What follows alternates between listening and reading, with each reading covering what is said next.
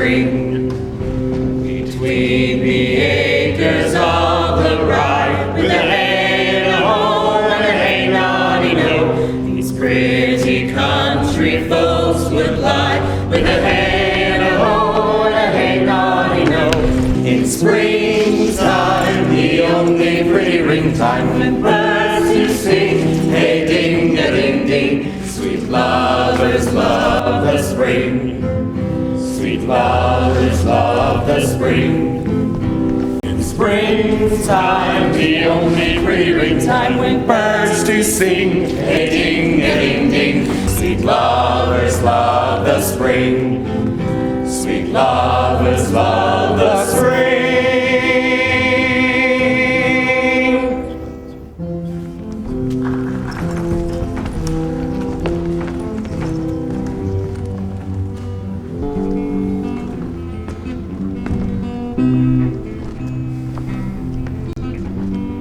As I remember Adam, it was upon this fashion bequeathed me by will but poor 1,000 crowns, and as thou sayest, charged my brother on his blessing to breed me well. My brother Shakespeare he keeps at school, and reports speak goldenly of his profit. But as for me, he keeps me rustically at home, or to speak more properly, stays me here at home unkept. For call you that keeping of a gentleman of my birth differs not from the stalling of an ox? He lets me feed with his hinds, and bars me the place of a brother. And as much as in him lies my gentility and my education. This is it, Adam, that grieves me. And the spirit of my father, which I believe is within me, begins to mutiny against this servitude. I will no longer endure it. And yet I know no wise remedy on how to avoid it. Yonder comes my master, your brother. Go apart, Adam. Thou shalt hear how he will shake me up. Now, sir, what make you here? Nothing, sir. I am not taught to make anything. What mar you then, sir? Marry, sir. I am helping you to mar that which God made, a poor unworthy brother of yours with idleness. Marry, sir, be better employed and be not a while. Shall I feed your hogs and eat husks with them? What prodigal portion have I spent that I should come to such penury? Know you where you are, sir? Oh, sir, very well, here in your orchard. Know you before whom, sir? Aye, better than him I am before knows me. I know you are my eldest brother, and in the gentle condition of blood you should so know me. The courtesy of nations allows you my better in that you are the firstborn, but I have as much of my father in me as you. What boy! Come, elder brother. You are too young in this. Wilt thou lay hands on me, villain? I am no villain! I am the son of Sir Roland du Bois. He was my father, and he is thrice the villain that says such a father begot villains. If thou weren't my brother, I would not take his hand from thy throat until the other had put out thy tongue for saying so. Thou hast railed thyself. Sweet masters, be patient. For your father's remembrance be at accord. Let go of me, I say. I will not, till I please. You shall hear me. My father charged you by will to give me good education. You have trained me like a peasant, obscuring and hiding me from all gentlemanlike qualities. The spirit of my father grows strong in me, and I will no longer endure it. Therefore allow me such exercises as I may become a gentleman, or give me the poor lottery my father left me by testament. With that I will go back to the fortunes. And what wilt thou do? Beg when that is spent? Oh, sir, get you in. I will not long be troubled by you. You shall have some part of your will. I pray you leave me. I will no further offend you than becomes me for my good. Get you with him, you old dog! Is old dog my reward? Most true, I have lost my teeth in your service. God be with my old master. He would not have spoke such a word.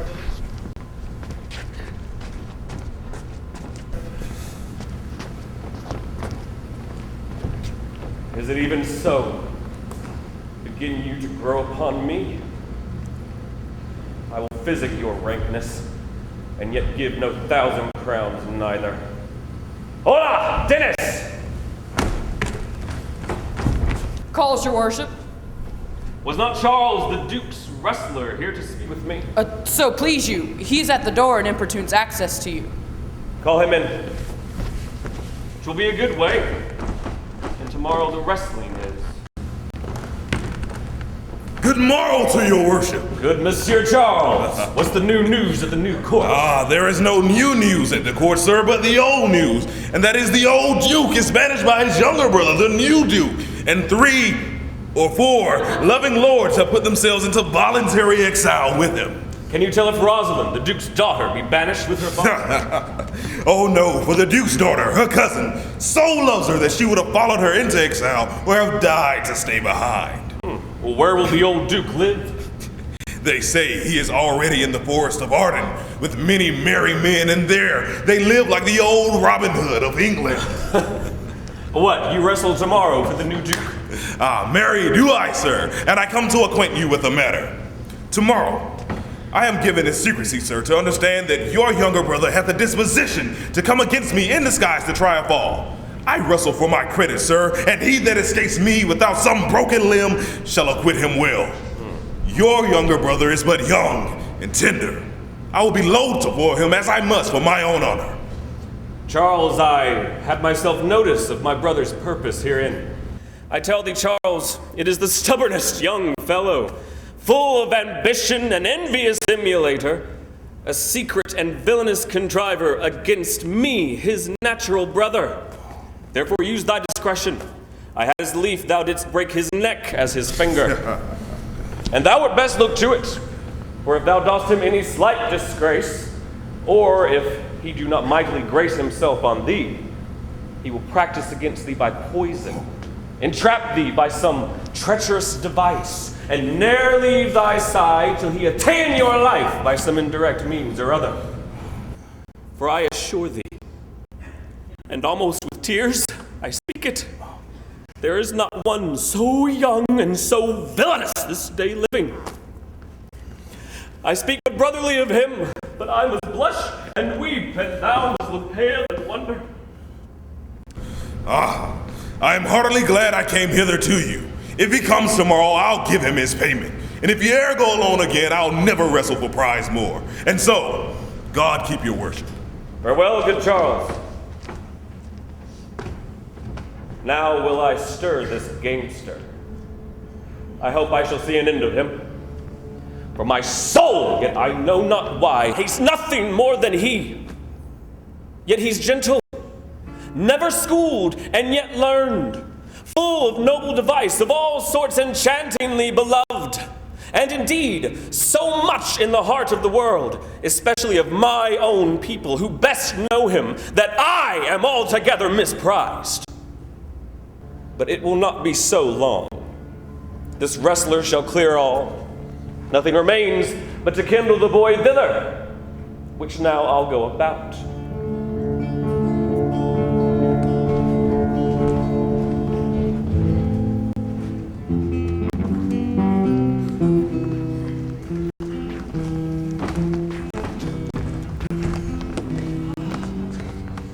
Dear Rosalind, sweet my coz, be merry.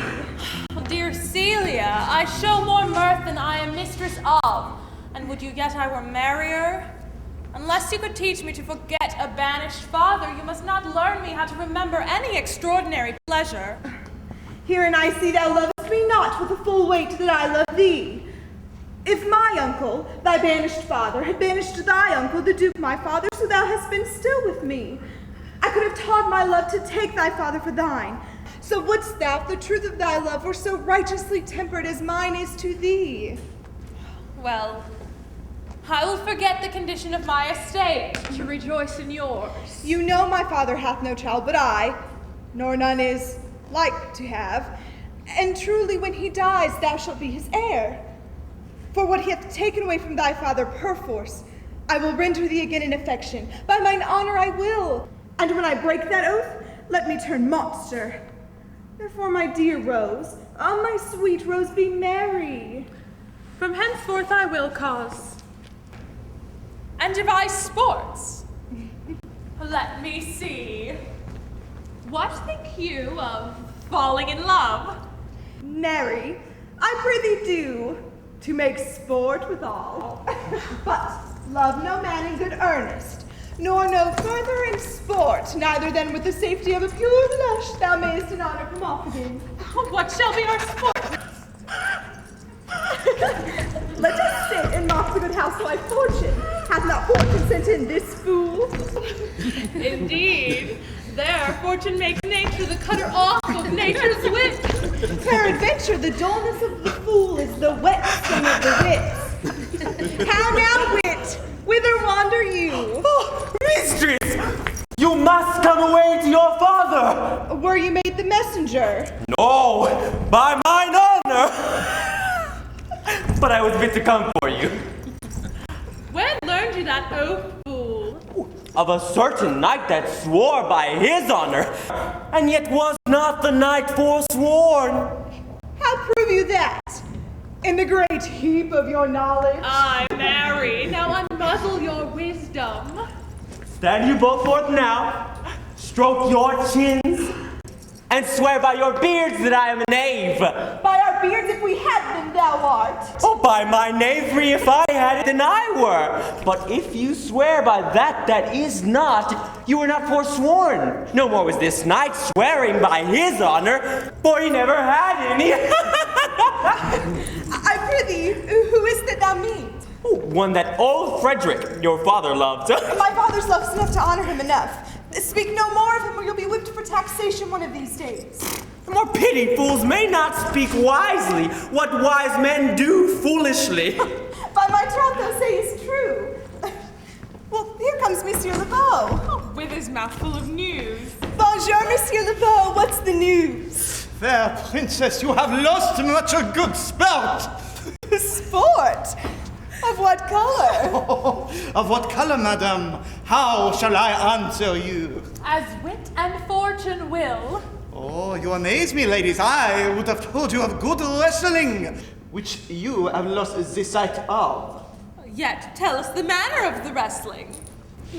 I shall tell you the beginning, and if it please your ladyships, you shall see the end. Well, the beginning, that is dead and buried. There comes an old man, and his 3 sons. I could match this beginning with an old tale. 3 proper young gentlemen of excellent growth and character, the eldest of which wrestled with Charles, the Duke's wrestler.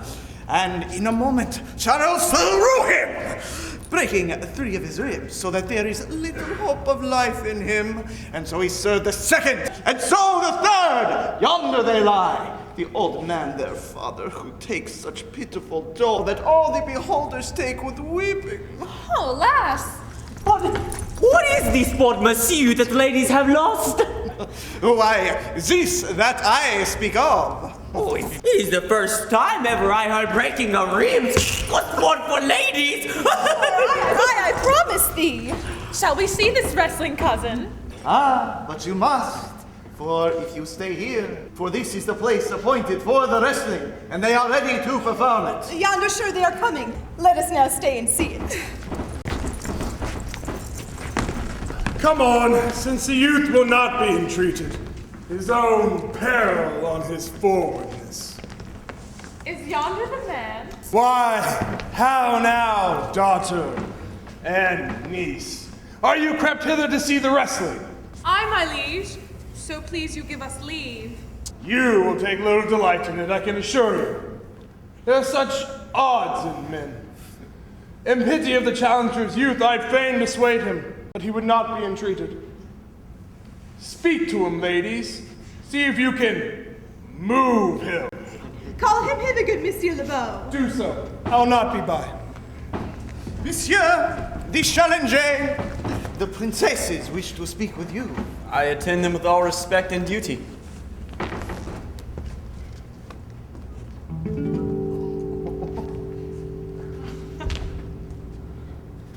Young man, have you challenged Charles the wrestler? No, fair princess. He is the general challenger. I come but in, as others do, to try him with the strength of my youth. Young gentlemen, your spirits are too bold for your years. You have seen cruel proof of this man's strength. We pray you for your own sake to embrace your own safety and give over this attempt. Do, young sir. Your reputation shall not be misprized. We will make it our suit to the Duke that the wrestling might not go forward. I confess me much guilty to deny so fair and excellent ladies anything. But let your fair eyes and gentle wishes go with me on my trial, wherein if I be foiled, there's but one shame that was never gracious. If killed, but one dead that is willing to be so. For I will do my friends no wrong, for I have none to lament me the world no injury, for in it I have nothing. The little strength I have, I would it were with you. And mine to eke out hers. Pray heaven I be deceived in you. Your heart's desires be with you. Come! Where is this young gallant who is so desirous to lie with his mother earth? Ready, sir, but his will hath in it more modest working. You shall try but one fall. No, I warn your grace, shall not entreat him to a second that have so mightily persuaded him from a first. You mean to mock me afterwards? You should not have mocked me before, but come your ways.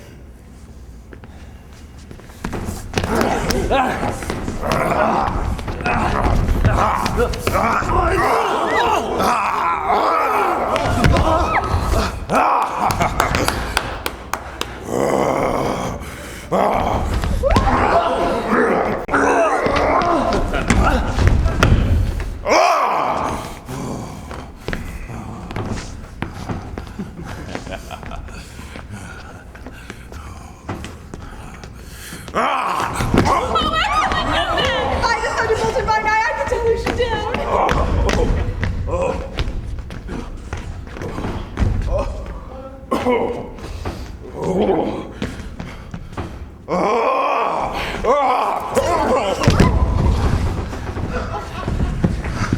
No more! No more! Yes, I beseech your grace, for I am not yet well breathed. How dost thou, Charles? He cannot speak, my lord. Bear him away.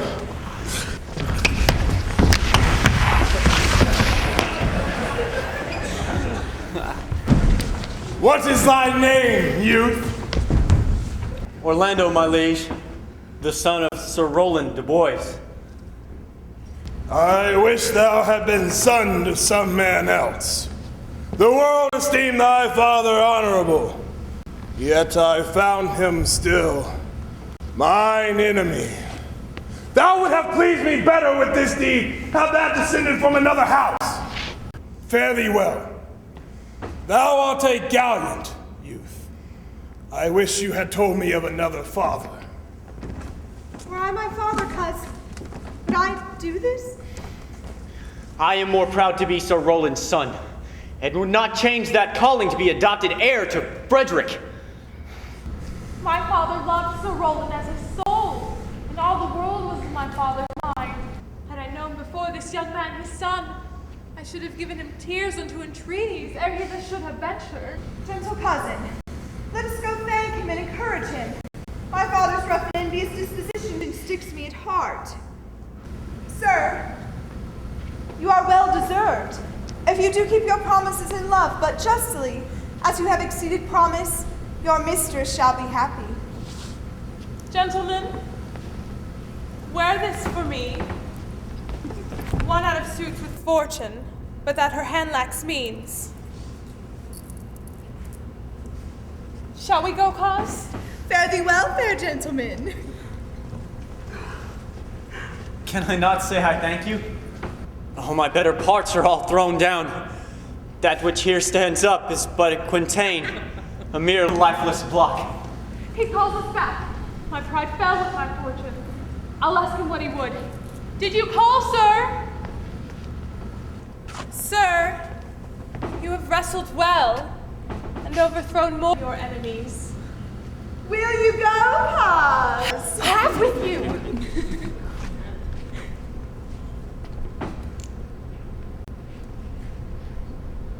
Fare you well.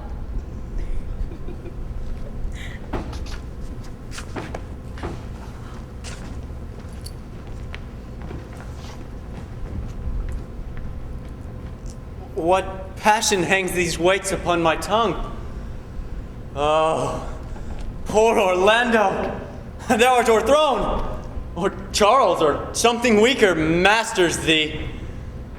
Good sir, I do in friendship counsel you to leave this place, although you have deserved high commendation, true applause, and love. The Duke misconstrues all that you have done here today. Indeed, the Duke is humorous. What he is better for you to conceive than I to speak of. I thank you most for it. But pray you tell me this, which of the two was daughter of the Duke that here was at the wrestling? Oh, neither his daughter if we judge by our manners. But indeed, the short hair is his daughter. The other is daughter to the banished Duke, who is kept here by her usurping uncle to keep his daughter company. But sir, I can tell you that of late the Duke hath taken displeasure with his gentle niece, grounded upon no other fact but the people praise her for her virtue. Sir, in a better world than this, I would love to have more love and knowledge of you. Fare you well. I rest much bounded to you, fare you well. Thus must I, from the smoke unto the smother, from tyrant Duke unto tyrant brother. But heavenly Rosalind,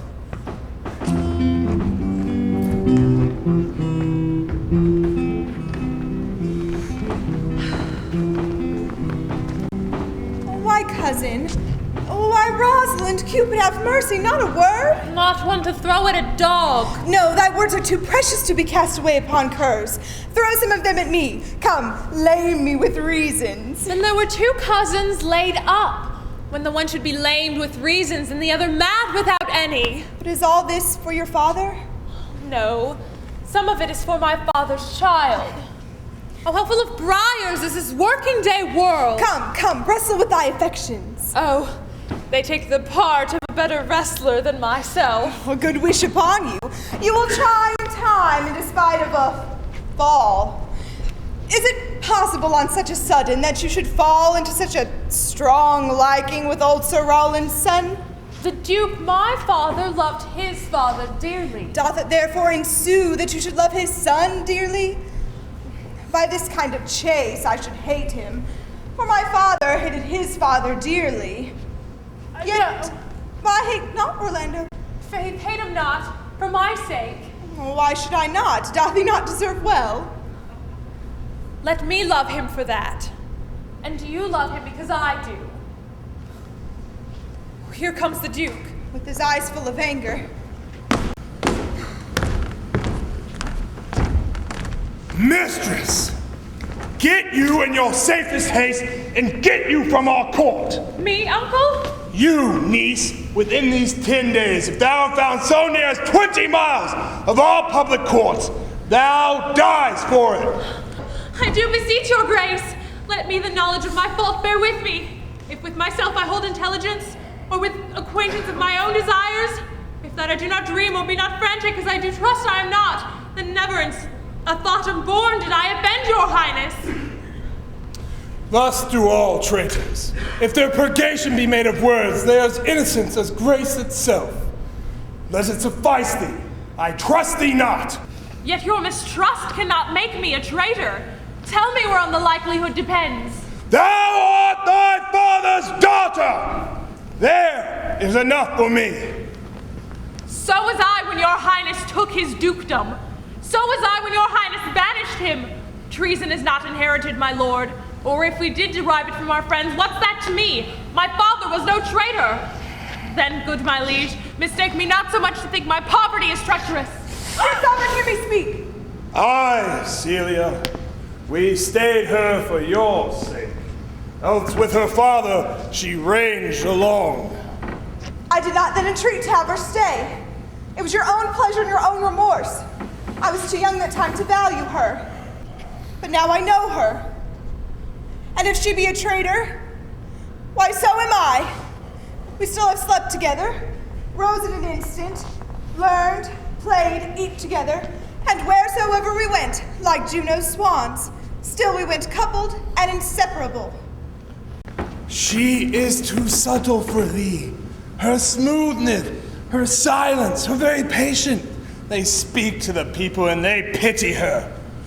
Thou shalt shine more brightly and seem more virtuous when she is gone. Open not thy lips. Firm and irrevocable is my doom, which I have passed on to her. She is banished. Pronounce that sentence then on me, my liege. I cannot live out her company. You are a fool! You, niece, if you would stay out the time, by my honor and upon the power of my word, thou wilt die.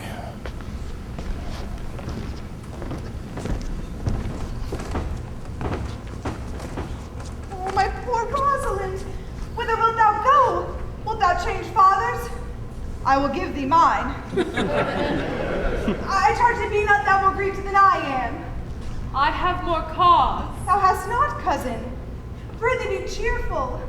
Knowest thou not the Duke hath banished me, his daughter? That he hath not. No, hath not. Rosalind lacks then the love which teacheth thee that thou and I am one. Shall we be sundered? Shall we part, sweet girl? No. Let my father seek another heir. Therefore devise with me how we may fly, whither to go and what to bear with us. And do not seek to take your change upon you, to bear your griefs yourself and leave me out. For, by our heaven, now in our sorrows pale, say what thou canst, I'll go along with thee. Why, whither shall we go? To seek out thy uncle in the forest of Arden. Alas, what danger will it be to us, maids as we are, to travel forth so far? Beauty provoketh thieves sooner than gold. I'll put myself in poor and mean attire, with a kind of umber smirch my face. The like do you.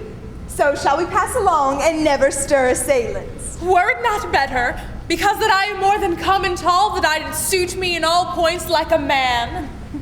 A gallant curtleaxe upon my thigh, a boar spear in my hand, and in my heart lie there what hidden woman's fear there will have a swashing and a marshal outside, as other mannish cowards have that do outface it with their semblances. But what shall I call thee when thou art a man? I'll have no worse a name than Jove's own page, and therefore look, you call me Ganymede. But what will you be called? Something that hath a reference to my state. No longer Celia, but Aliena. Oh, but cousin, what if we essayed to steal the clownish fool out of your father's court? Would he not be a comfort to our travel? Oh, he'll go along over the wide world with me. Leave me alone to woo him. Now let's away and gather our jewels and our wealth together. Devise the fittest time and safest way to hide us from pursuit that will be made after flight. Now go we in content, to liberty and not to banishment.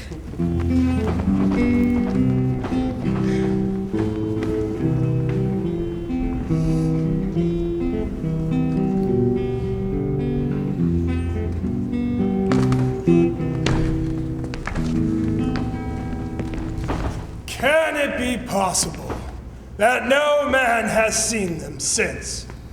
Sir, It cannot be. Some villain is in consent and sufferance in this. sir, I cannot find any that has seen her. The ladies her chambermaid saw her to bed last night, and in the morning they found the bed untreasured with their mistress. My lord, the roarnish clown at whom your grace was wont to laugh is also missing. Your daughter and her cousin much commended the parts and graces of the wrestler that did but lately foil the sinewy Charles. Where they are gone, that youth is surely in their company. Send word to his brother. Fetch that galleon hither. If he be not there, bring his brother to me. I will make him find him. Do this suddenly, and let not question and inquisition quail, to bring again these foolish runaways.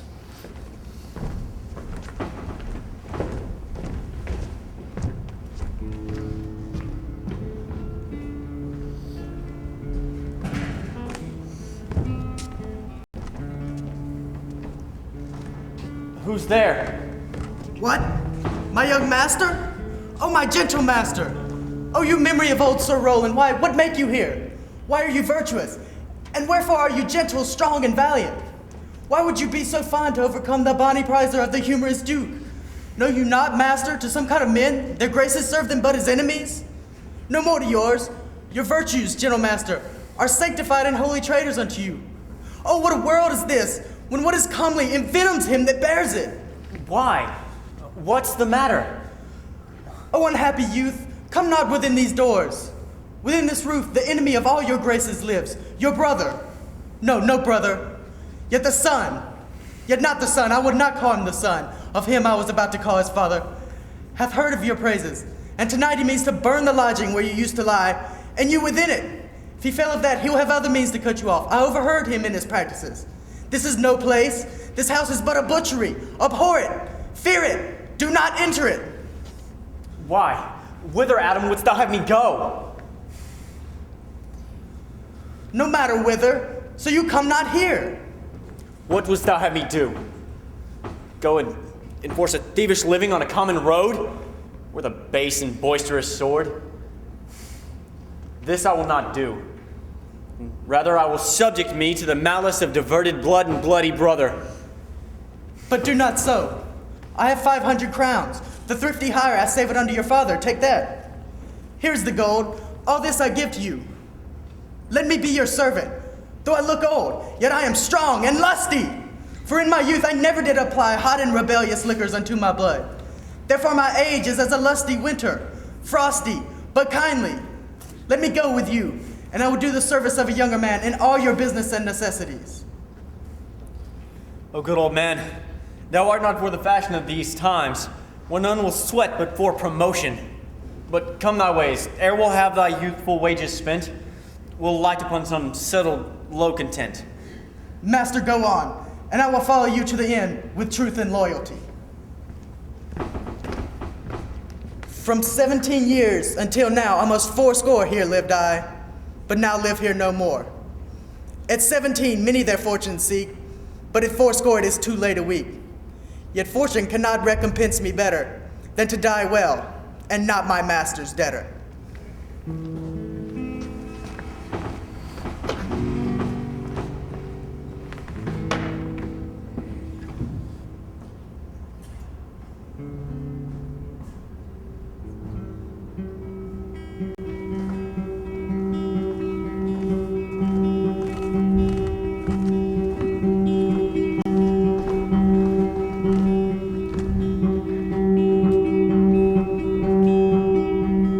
What shall he have that killed the deer? His leather skin and horns to wear. Then sing him home, the rest shall bear his burden.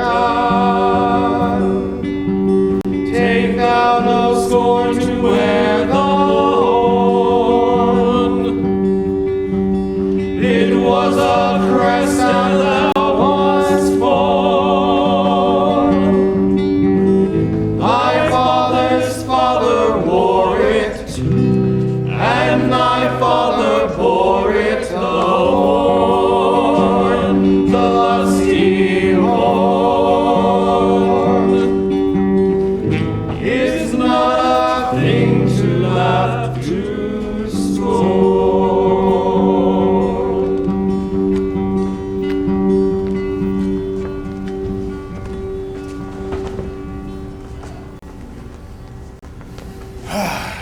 Now, my co-mates and brothers in exile, has not old custom made this life more sweet than that of the painted palm? Are not these woods more free from peril than those of the envious court? Here we feel but the penalty of Adam, the season's difference, the icy fang, the churly chiding of that winter wind. Sweet are the uses of adversity. Here, in this, our life, free from public haunt, find tongues and trees, books in the running brooks, sermons and stones, and good in everything. I would not change it. Happy is your grace that can change fortune's stubbornness into so sweet and soft a style.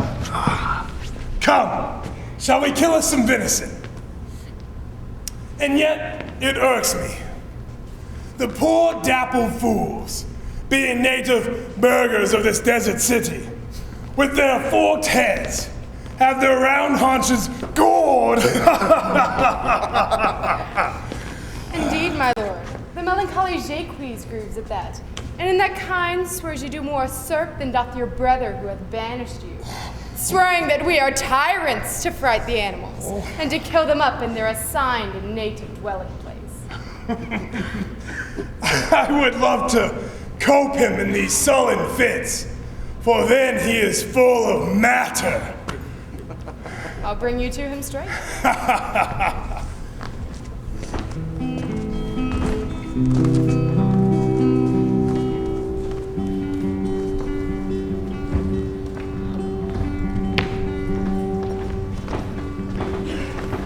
Jupiter, how weary are my spirits! I care not for my spirits if my legs were not weary. I pray you bear with me. For my part, I had rather bear with you than bear you. I can find it in my heart to disgrace my man's apparel and to cry like a woman. Oh, but I must comfort the weaker vessel, as doublet and hose ought to show itself courageous to petticoat. Oh, therefore, courage, good Aliena. No. Well, this is the forest of Arden. Aye, now am I in Arden. Oh, the more fool I. When I was at home, I was in a better place. But travelers must be content. Aye, be so, good touchstone. Oh, look you who comes here, a young man and an old and solemn talk. That is the way to make her scorn you still.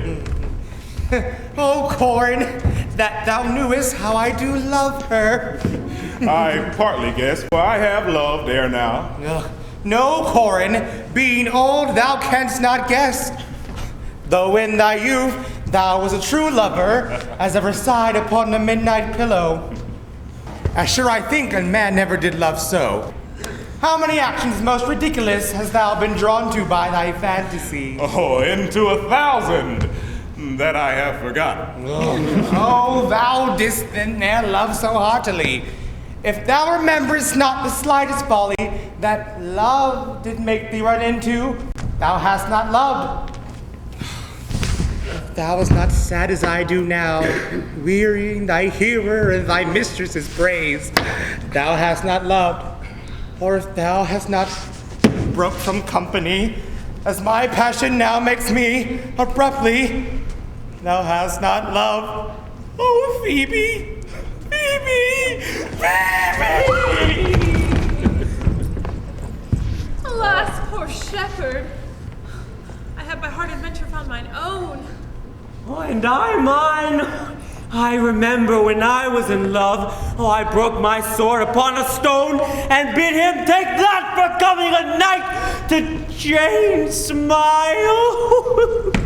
Oh, and I remember the kissing of her battlet on the cow's dugs that her pretty chapped hands had milked. And I remember the wooing of a peas cod instead of her, from which I took 2 cods, and then giving her them again, said with weeping tears, "Wear these for my sake." We that are true lovers run into strange capers, but as all is mortal in nature, so is all nature and love mortal in folly. Thou speakest wiser than thou art whereof. Nay, I ne'er beware mine own wit till I break my shins against it. Jove, the shepherd's passion is much upon my fashion. And mine, but it grows something stale with me. I pray you, one of you question yon man if he for gold will give us any food. I faint almost to death. All are you, clown? Peace, fool, he's not thy kinsman. Who calls? Your betters, sir. Else are they very wretched. Peace, I say.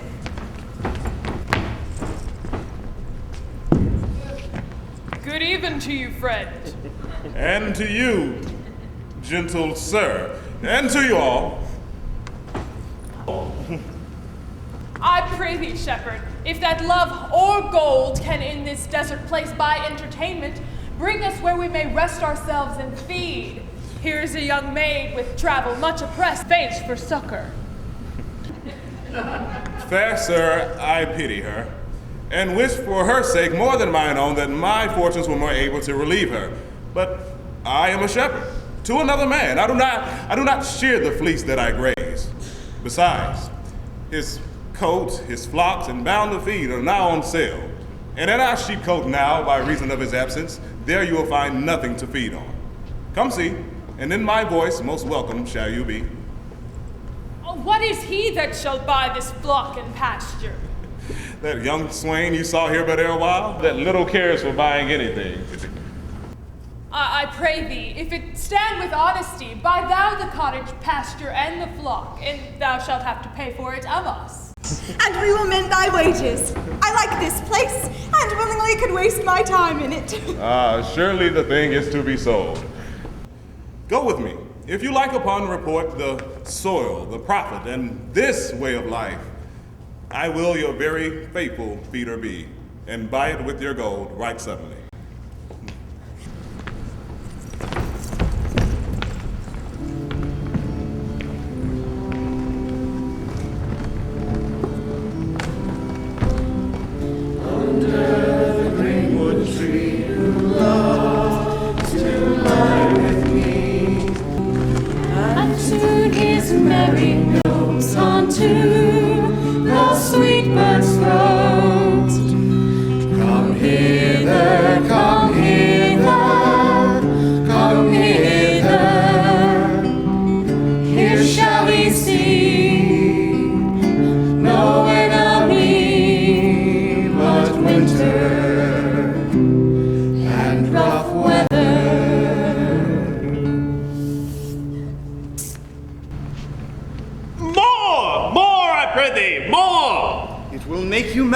Monsieur Jacques. I thank it, for I can suck melancholy out of a song as a weasel sucks eggs. More, I prithee, more! My voice is ragged. I know I cannot please you. I do not desire you to please me. I do desire you to sing. Come, more, another stanza. Call you them stanzas? What you will, Monsieur Jacques. Nay, I care not for the names. They owe me nothing. Will you sing? More to please you than to please myself. Well then, if ever I thank any man, I'll thank you. But that they call compliment is like the encounter of two doll apes. And when a man thanks me heartily, methinks I've given him a penny, and he renders me the beggarly thanks. Come, sing, and you that will not, hold your tongues. Well, I'll finish the song. Sirs, to cover the while, the Duke will drink under this tree. He hath been all this day to look for you. And I have been all this day to avoid him. He is too disputable for my company. I think of as many matters as he, but I give heaven thanks and make no boast of them. Come, warble, come! Who doth ambition shun and loves to live in the sun, seeking the food he eats and pleased with what he has. Come hither, come hither, come hither. Here shall he see no enemy but winter and rough weather. I'll give you a verse to this note that I made yesterday in despite of my invention. And we'll sing it. Thus it goes.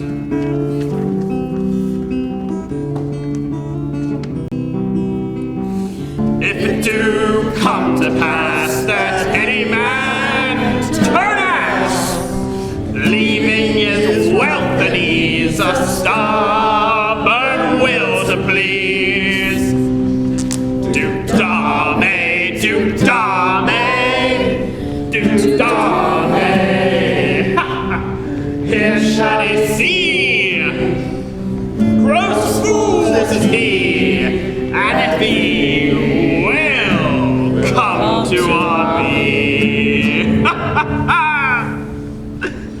What's this, Duke Dame? Why, 'tis a Greek invocation to call fools into a circle. Oh, I'll go sleep if I can. If I cannot, I'll rail against all the firstborn of Egypt. And I'll go seek the Duke. His banquet is prepared.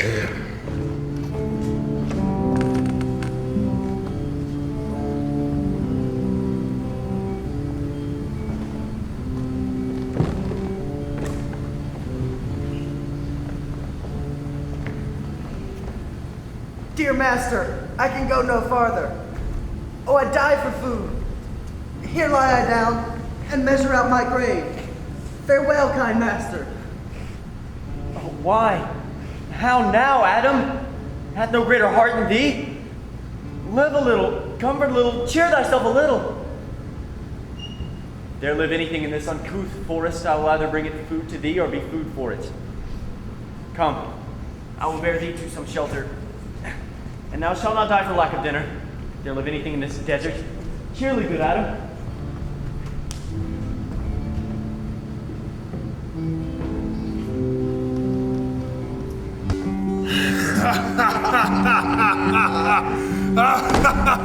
I think he'd be transformed into beast. Because I can find him nowhere like a man.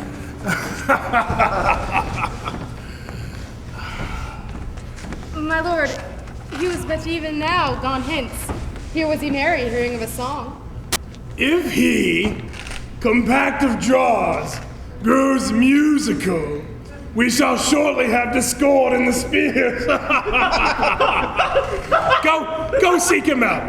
Tell him I would speak with him. He saves my labor by his own approach.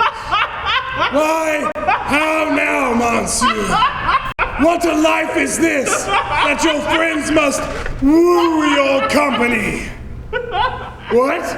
You look merrily. A fool! I've been a fool in the forest, a motley fool, a miserable world. As I do live by food, I'm a fool who laid him down and basked him in the sun and railed on Lady Fortune in good terms, in good set terms, and yet a fool. Good morrow, fool, quoth I. No, sir, quoth he. Call me not fool till heaven hath sent me fortune. And then he drew a dial from his poke, and looking on it with lackluster eyes, says very wisely, it is 10 o'clock. Thus may we see, quoth he, how the world wags. 'Tis but an hour ago since it was 9, and after an hour more 'twill be 11. And so from hour to hour we ripe, and then from hour to hour we rot, and thereby hangs a tale.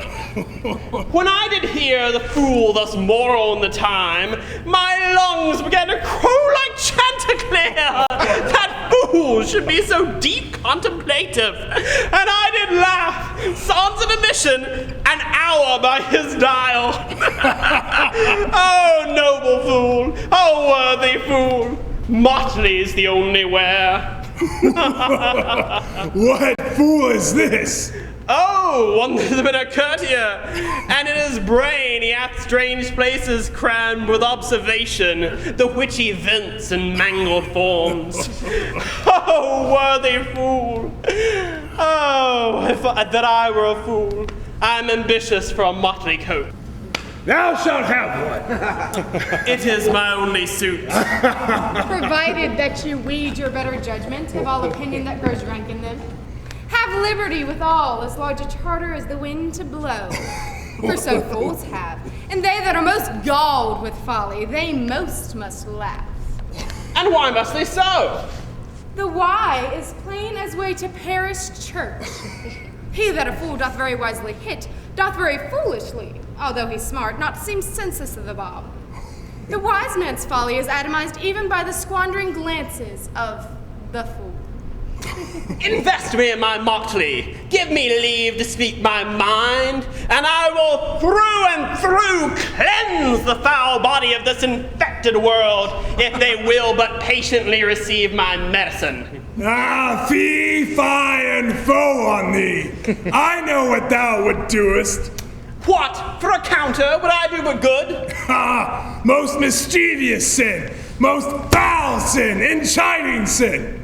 For thou thyself hast been a libertine, as sensuous as the brutest sting itself, within bows, sores, and headed evils that thou had caught upon free foot. Would thou disgorge into the general world?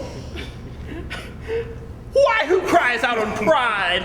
What woman in the city do I name when I say the city woman bears the cost of princes on unworthy shoulders? Who can say that I mean her, when such one as she, such is her neighbor? Or who is he of basest function that claims his bravery is not on my cost, thinking that I mean him, but there unsuits his folly to the meadow of speech?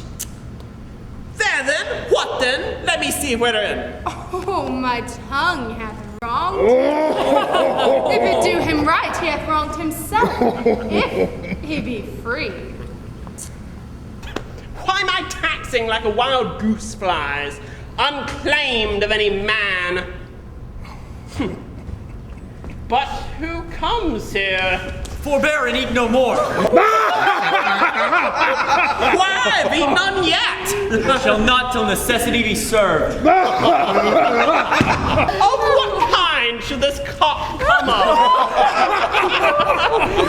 Art thou thus boldened, man, by thy distress, or else some rude despiser of good manners that in civility thou seemst so empties? You touched my vein at first. The thorny point of bare distress had taken me from the show of smooth civility. Yet I am inland bred and know some nurture. But forbear, I say, he dies that touches any food till I and my affairs are answered. And you will not be answered with reason. I must die.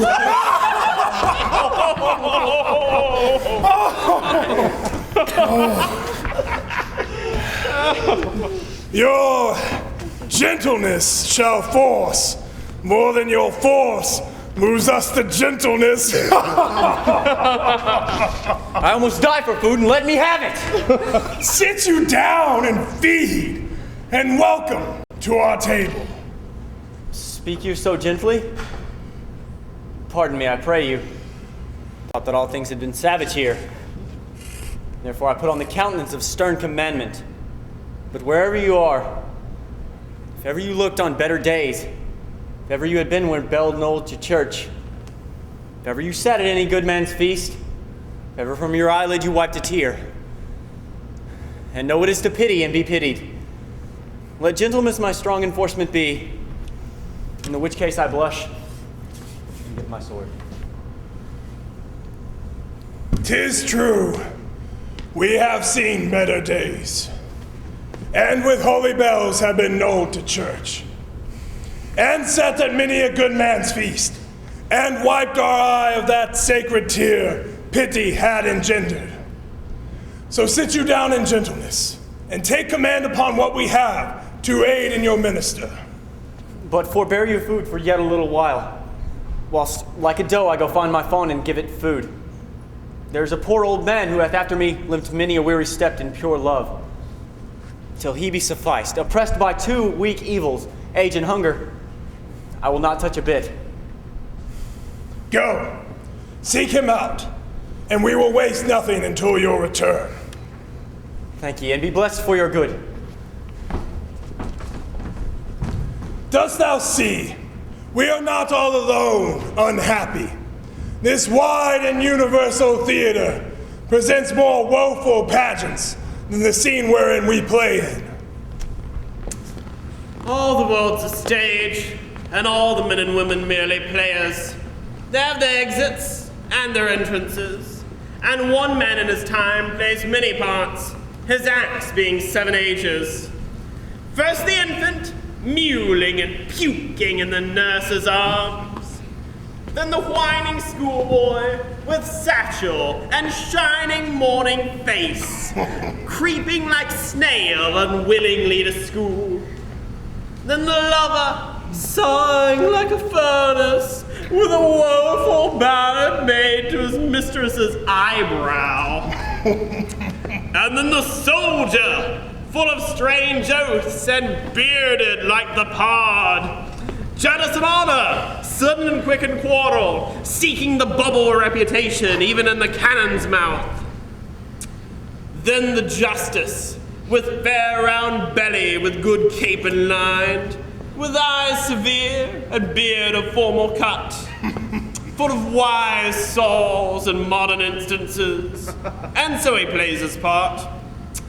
The 6th age shifts into the lean and slippered pantaloon, with spectacles on nose and pouch on side, his youthful hose, well saved, a world too wide for his shrunk shank, and his big manly voice turning again toward childish treble, pipes and whistles in his sound. Last scene of all that ends this strange eventful history is second childishness and near oblivion. Son's teeth, son's eyes, son's taste, son's everything. Welcome. Set down your venerable burden and let him feed. I thank you most for him. So had you need, I scarce can speak to thank you for myself. Welcome. Fall to. I will not trouble you, except to understand all your fortunes. Good cousin, play us music and sing.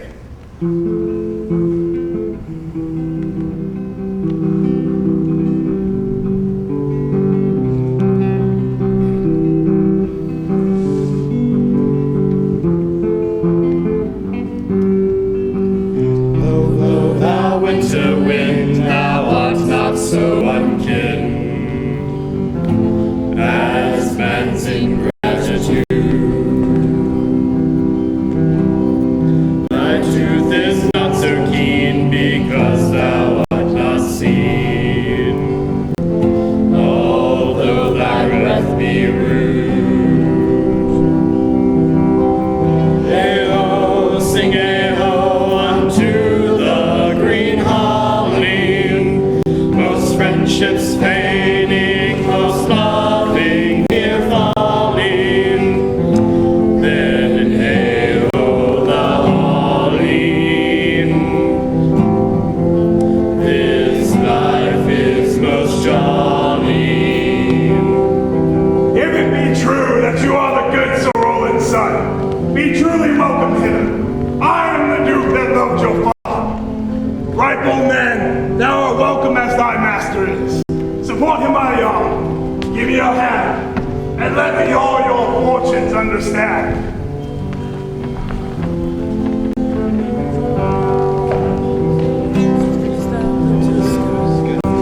Freeze, freeze, thou bitter sky, thou dost not light so nigh, as benefits forgot.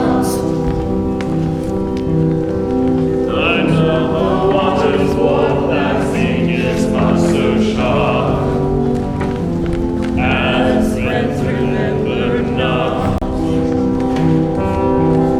Hey-ho, sing hey-ho unto the green holly, most friendships fading, most loving mere folly.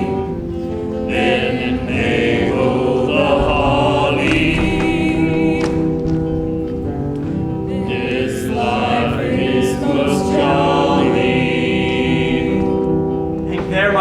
witness of my love. O Rosalind, these trees shall be my books, and in their barks I will character. Let every eye in which this forest looked see thy virtue witnessed everywhere. Run, run, Orlando, mark on every tree the fair, the chaste, the unexpressive she.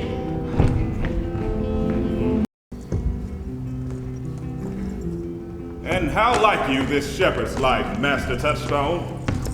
Truly, shepherd, in respect of itself, it is a good life. But in respect that it is a shepherd's life, it is not. In respect that it is solitary, I like it very well. But in respect that it is private, it is a very vile life. In respect that it is in the fields, it pleaseth me well. But in respect that it is not in the court, it is tedious. As it is a spare life, look you, it fits my humor well. But as there is no more plenty in it, it goes much against my stomach. Hast any philosophy in thee, shepherd? No, but that I know that the more one sickens, the less at ease he is. And that he that wants money, means, and content is without three good friends. And that it is the property of rain to wet and fire to burn. And that great pasture makes fat sheep. And that a great cause of the night is lack of the sun. And that he that have learned no wit by nature nor by art may complain of good breeding, or comes of a very dull kindred. Well, such a one is a natural philosopher. Wast ever in court, shepherd? No, truly. Then thou art damned. Nay, I hope. Truly, thou art damned, like an ill-roasted egg all on one side. For not being at court, your reason? Why, if thou never wast at court, thou never sawest good manners. If thou never sawest good manners, thou manners must be wicked, and wickedness is sin, and sin is damnation. Oh, thou art in a parlous state, shepherd. Oh, not a whit, Touchstone. Those that are good manners at the court are as ridiculous in the country as the behaviors of the country are most mockable at the court. You told me that you do not salute at the court, but you kiss your hands. That courtesy would be most uncleanly if the courtiers were shepherds. Instance! Briefly, come, instance! Right. We are still handling our ewes, and their fells, you know, are greasy. Why, do not your courtiers' hands sweat? And is not the sweat of a mutton as wholesome as the sweat of a man? Shallow, shallow! A better instance, I say, come! Besides, our hands are hard. Your lips will feel them the sooner. Shallow again. A more sounder instance, come! And they are often tarred over with the surgery of our sheep. And would you have us kiss tar? The courtier's hands are perfumed with civet. Most shallow man, thou worm's meat, in respect of a good piece of flesh indeed. Learn of the wise and perpinned. Civet is of a baser birth than tar, the very uncleanly flux of a cat. In the instance, shepherd. You have too courtly a wit for me. I'll rest. Wilt thou rest damned? God help thee, shallow man. God make incision in thee. Thou art raw. Sir, I am a true laborer. I earn that I eat, get that I wear. Owe no man hate, envy no man's happiness, glad of other man's good, content with my harm, and the greatest of my pride is to see my ewes graze and my lambs suck.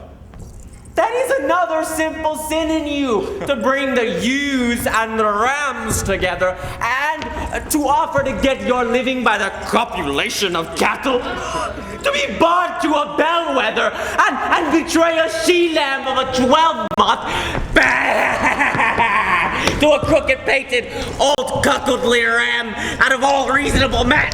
Oh, if thou beest not damned for this, the devil himself will have no shepherds. I can't see how else thou shouldst escape. Here comes young Master Ganymede, my new mistress's brother.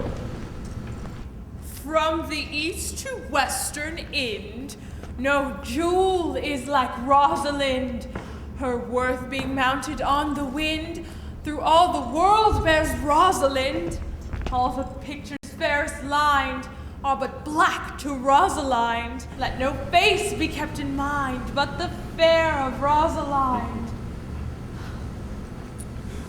I'll rhyme you so 8 years together. Dinners and suppers and sleeping hours accepted.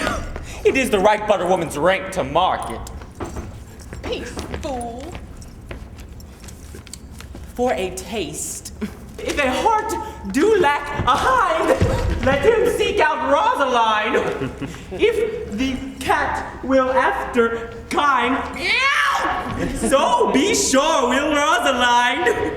Winter garments must be lined, so must Linda Rosaline. They that reap must sheaf and bind, then to cart with Rosaline. Sweetest nut hath the sourest rind. Such a nut is Rosaline.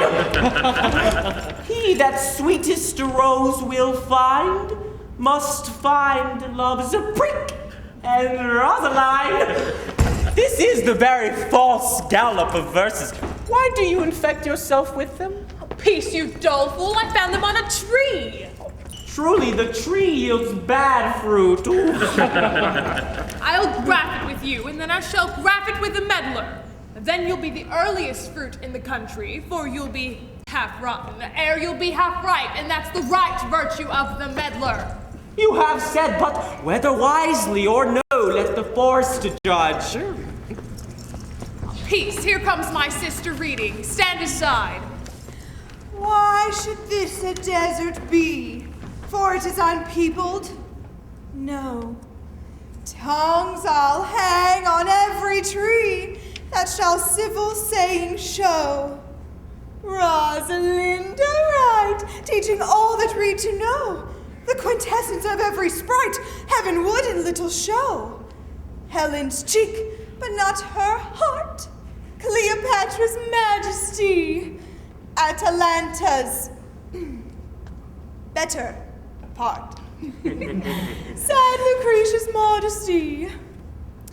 Thus, Rosalind of many parts, by heavenly synod was devised, of many faces, eyes, and hearts, to the touchest, dearest prized. Heaven would that she these gifts should have, and I to live and die her slave. Oh, most gentle Jupiter, what tedious homily of love have you wearied your parishioners withal, and never cried, "Have patience, good people"? Oh, now, back friends. Shepherd, go awful little. Go with him, sirrah. Come, shepherd, let us make an honorable retreat. Though not with bag and baggage, yet with script and scriptage. Didst thou hear these verses? I did, and more too, for some of them had in them more feet than the verses would bear. Oh, that's no matter, the feet might bear the verses. Aye, but the feet were lame and could not bear themselves without the verse, and therefore stood lamely in the verse. But didst thou hear without wondering how thy name should be hanged and carved upon these trees? I was 7 of the 9 days out of the wonder before you came, for look here what I found in a palm tree.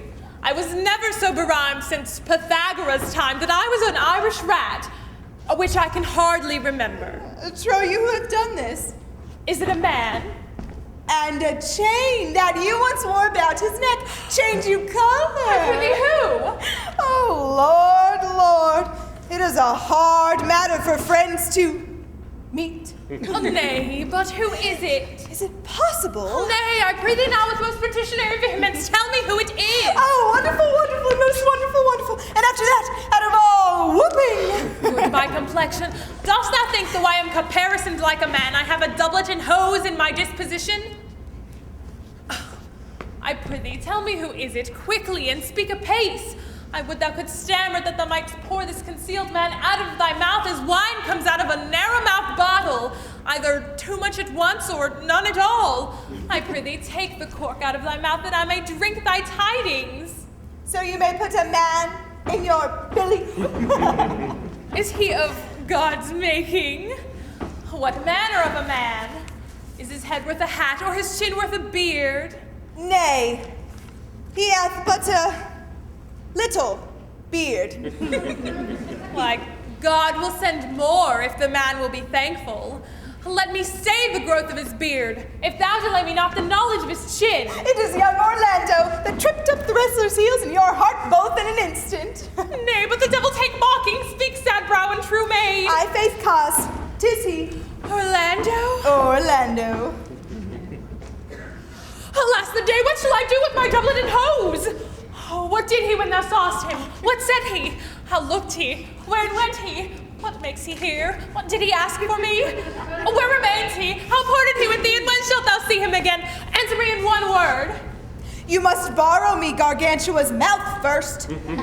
'Tis a word too great for any mouth of this sage's size. To say I know to these particulars is more than to answer in a catechism. Oh, but doth he know that I am in this forest and in man's apparel? Oh, looks he as freshly as he did the day he wrestled? It is as easy to count atomies as it is to find the propositions of a lover. But take a taste of my finding him and relish it with good observance. I found him under a tree, like a dropped acorn. It may well be called Jove's tree when it drops forth such fruit. Give me audience, good madam. Proceed. There lay he, stretched along like a wounded knight. Though it be pity to see such a sight, it well becomes the ground. Cry hola to thy tongue, I pray thee, it curvets unseasonably. He was furnished like a hunter. Oh, ominous, he comes to kill my heart. I would sing my song without a burden. Thou bringst me out of tune. Do you not know that I am a woman? When I think, I must speak. Sweet, say on. You bring me out.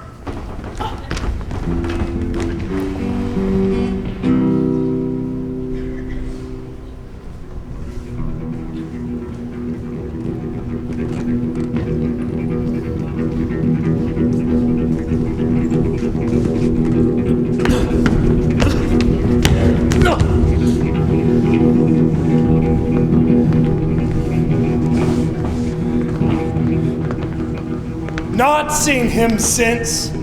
Sir, that cannot be.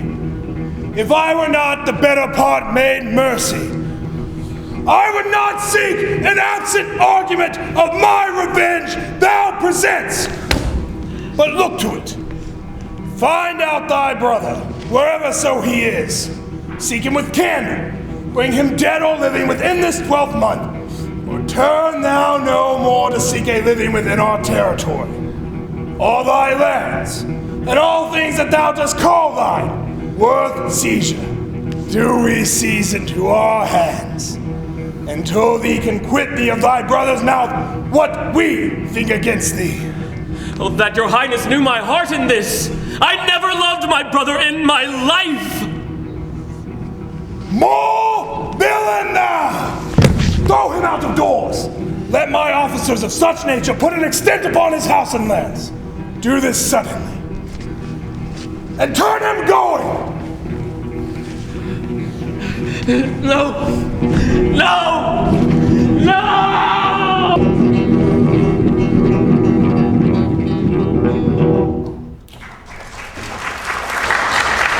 Take the present time with a hey and a ho and a hey noddy no. For love is crowded with the bride with a hey and a ho and a hey noddy no. It's springtime, the only pretty ring time. Birds do sing, hey ding a ding ding. Sweet lovers love the spring. Sweet lovers love the spring.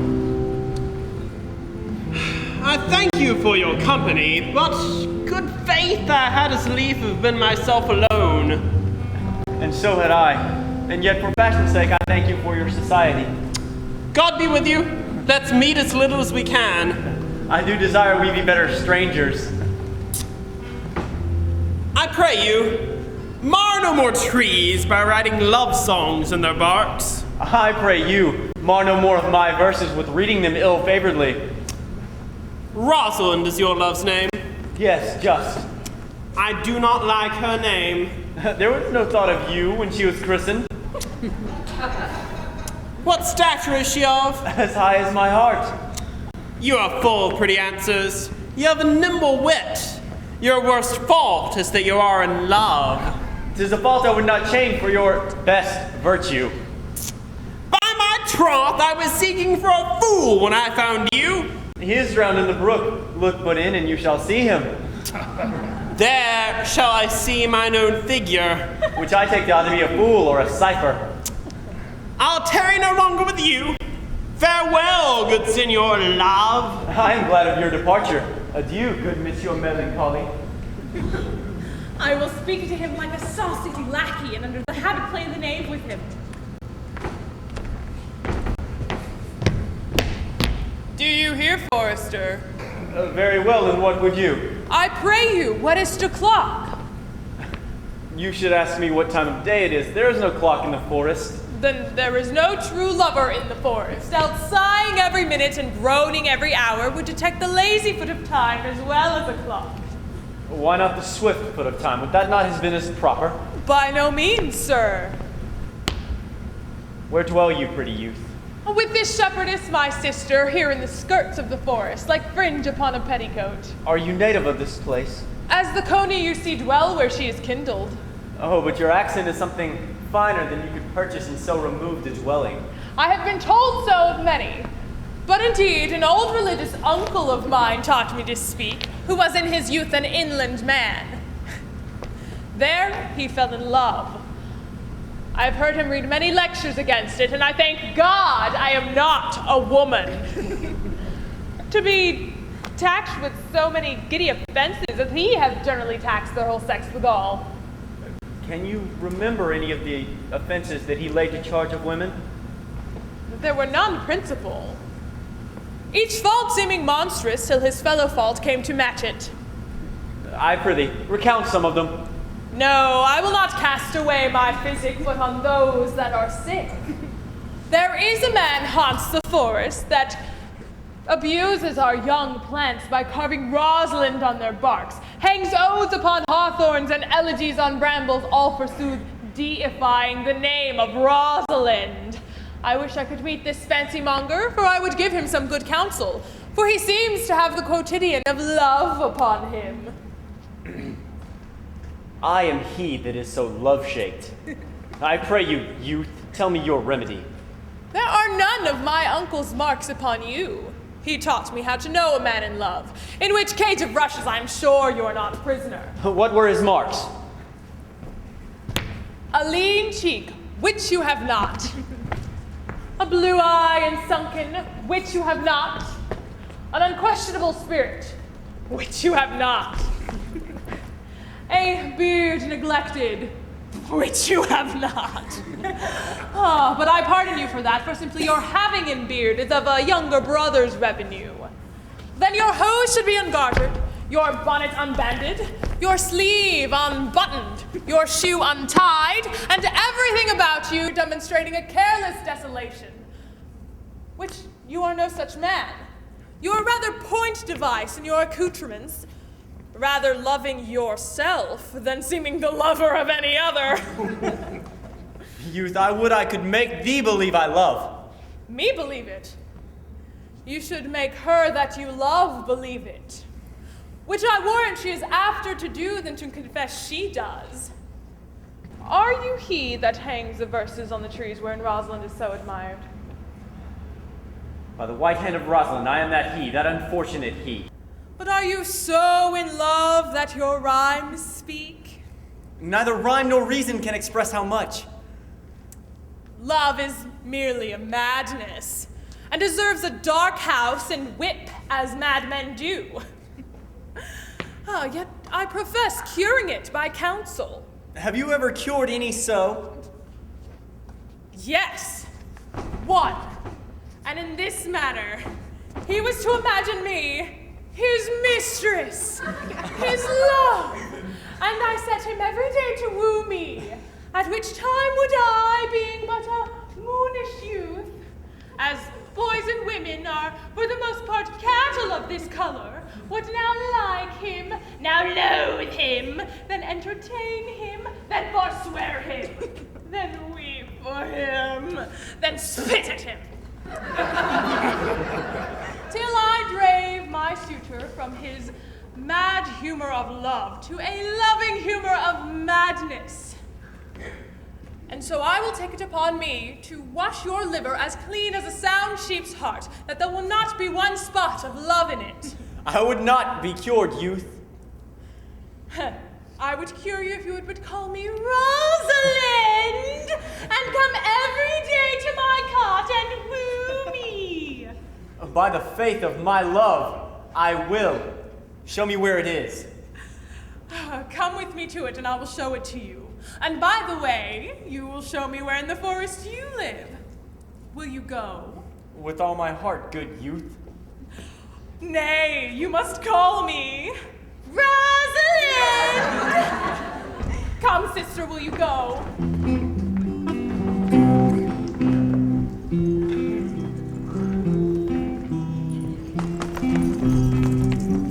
Come apace, good Audrey. And how, Audrey, am I the man yet? Doth my simple features content you? Your features, Lord, warrant us. What features? I am here, Audrey, as the most capricious poet on his stove it was among the Goths. Oh, knowledge ill-inhabited, worse than Job in a thatched house. When a man's verses cannot be understood, it strikes a man dead. Truly, I would the gods had made thee poetical. I do not know what poetical is. Is it honest in deed and word? Is it a true thing? No, truly, for the truest poetry is the most feigning. Lovers are given to poetry. Do you wish then that the gods had made me poetical? I do truly, for thou swearest to me thou art honest. Now, if thou were a poet, I might have some hope thou didst feign. Would you have me honest? No, truly, unless thou wert hard-favored, for honesty coupled to beauty is to have honey a sauce to sugar. Material fool! Well, I am not fair. Therefore, I pray the gods make me honest. Oh, truly, and to cast away honesty upon a foul slut were to put good meat into an unclean dish. I am not a slut. Though I thank the gods, I am foul. Well, praise be the gods for thy foulness. Sluttishness may come hereafter. But be it as it may be, I will marry thee. And to that end I have been with Sir Oliver Martex, the vicar of the next village, who hath promised to meet me in this place of the forest and to couple us. I would fain see this meeting. Oh, the gods give us joy.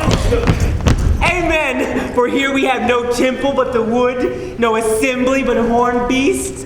But what though? Courage! As horns are odious, they are necessary. Many a man has good horns and knows no end of them. That is the dowry of his wife. 'Tis none of his own getting, ever. Here comes Sir Oliver Martex. You are well met. Will you dispatch us here under this tree, or shall we go with you to your chapel? Is there none to give the woman? I will not take her upon gift of any man. Truly she must be given, or the marriage is not lawful. Proceed, I'll give her.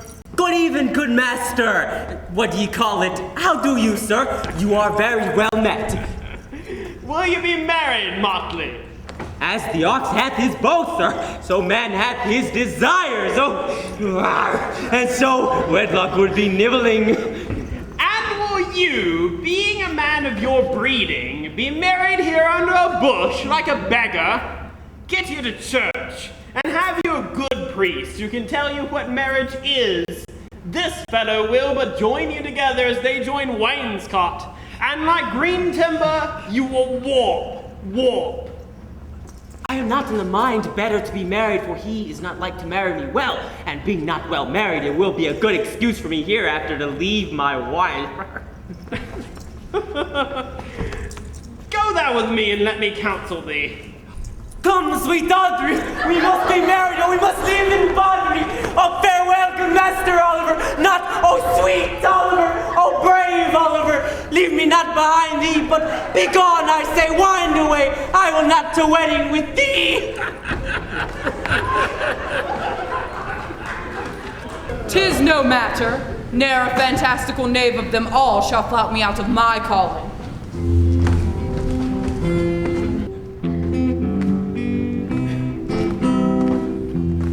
Never talk to me, I will weep. Do I prithee, but yet have the grace to consider that tears do not become a man. But have I not cause to weep? As good cause as one would desire, therefore weep. But why did he swear he would come this morning and comes not? Nay, certainly. There is no truth in him. Do you think so? Yes. I think he is not a pick-purse nor a horse-stealer, but for his verity in love, I think him as concave as a covered goblet or a worm-eaten nut. Not true in love. When he is in, yet I think he is not in. But you heard him swear downright he was. Was is not is. Besides, the oath of a lover is no stronger than the word of a tapster. They are both the confirmers of false reckonings. Thee attends here in the forest on the Duke, your father. I met the Duke yesterday and had much question with him. He asked me of what parentage I was. I said of as good as he. So he laughed and let me go. But what talk we of fathers when there is such a man as Orlando? Oh, that's a brave man. He writes brave verses, speaks brave words, swears brave oaths, and breaks them bravely. But all's brave the youth mounts and folly guides. But who comes here? Mistress and master, you have often inquired of the young shepherd that you saw complaining of love sitting next to me on the turf, that praised the proud, disdainful shepherdess that was his mistress. Well, and what of him? If you will see a pageant truly played between the pale complexion of true love and the red glow of scorn and proud disdain, go hence a little, if you will mark it. Oh, come, let us remove. The sight of lovers feedeth those in love. Bring us into this sight, and you shall say, I'll prove a busy actor in their play.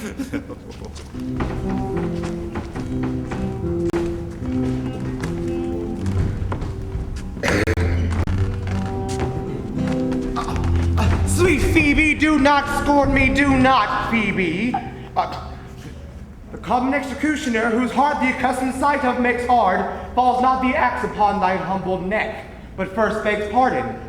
Will you server be than he that dies and lives by bloody drops? I would not be thy executioner. I fly thee, for I would not injure thee. Oh. Thou tellest me there is murder in mine eyes?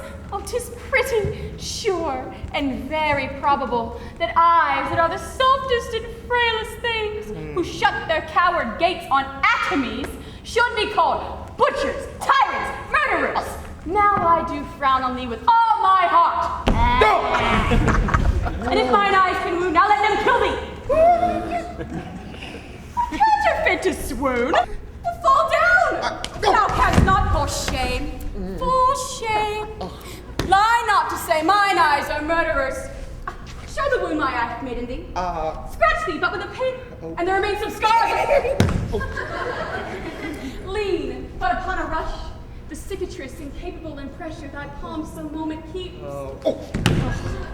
But now my eyes, which I have darted at thee, hurt thee not. No, I am sure there's no force in eyes that can do hurt. If ever, as that ever may be near, you meet in some fresh cheek the power of fancy, then shall you know the wounds invisible that love's keen arrow makes.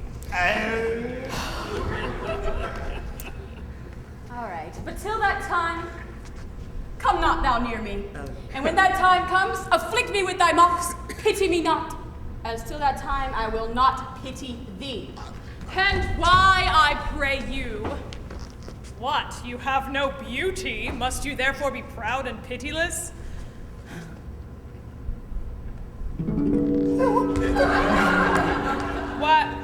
What means this? Why look you upon me? No, faith, proud mistress, hope not after it. 'Tis not your inky brows, your black silk hair, your bugle eyeballs, nor your cheek of cream that can attain my spirits to your worship.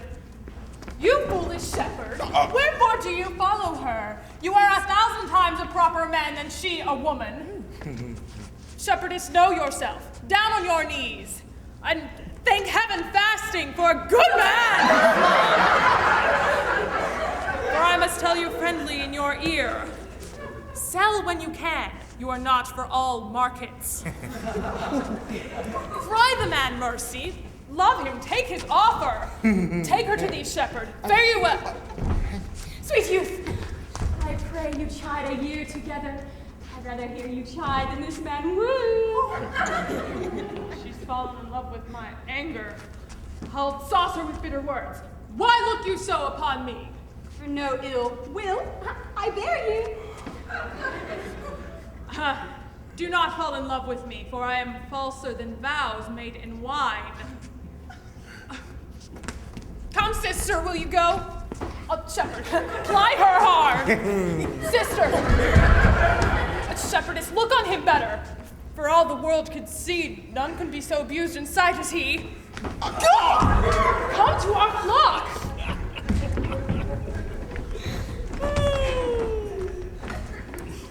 Good shepherd. Now I see thy soul of might. Whoever loved who loved not at first sight. Sweet Phoebe! What sayest thou, Sylvius? Sweet Phoebe, pity me! I am sorry for thee, gentle Sylvius. Wherever sorrow is, relief would be. If you do feel love, and my sorrow, by giving love, my sorrow and your grief were both extermined. Thou hast my love, Sylvius. It's not that neighborly. I would have you. Oh, that were covetousness. The time was, Sylvius, that I hated thee. And though it is not that I bear thee love, but since that thou canst talk of love so well, thy company which erst was irksome to me, I will endure. And I'll employ thee too. But do not look for further recompense than thine own gladness if thou art employed. So holy and so perfect is my love, and I in such a poverty of grace shall think it a most plenteous crop, to glean the broken ears after the man, to glean the harvest now and then, a scattered smile that I'll live upon.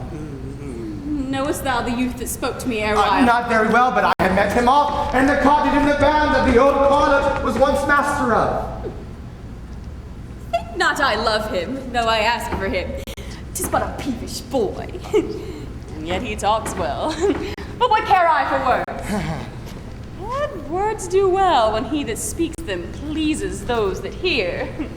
'Tis a pretty youth, not very pretty. Sure he's proud, and yet his pride becomes him. He'll make a proper man. He's not. The best thing in him is his complexion. And faster than his tongue did make offense, his eye did heal it up. He's not tall, and yet for his years he's tall. His leg is but so, but yet 'tis well. There was a pretty redness in his lip, a little riper and more lusty red than that which was mixed in his cheek. It was just the difference betwixt the constant red and mingled damask. There be some women, Sylvius, had they marked him in parcels as I had, would have gone near to fall in love with him. But for my part, I love him not, nor hate him not. Then I have more cause to hate him than to love him. For what had he to do to chide at me? He called my hair black and my eye black, and now I remembered scorned at me. I marvel why I answered not again. That's all one. Omittance is no quittance. I will write him a very taunting letter, and thou shalt bear it. Wilt thou, Sylvius? Phoebe, with all my heart. I will write it straight. The matter's in my head and in my heart. I will be bitter with him in passing short. Go with me, Sylvius.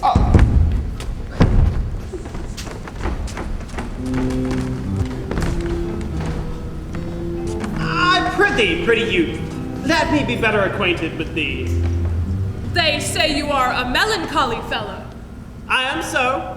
I do love it better than laughing.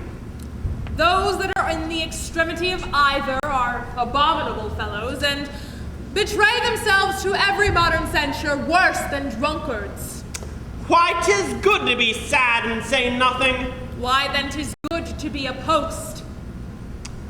I have a melancholy melancholy of mine own, extracted from the sundry contemplation of my travels, which wraps me in a most humorous sadness.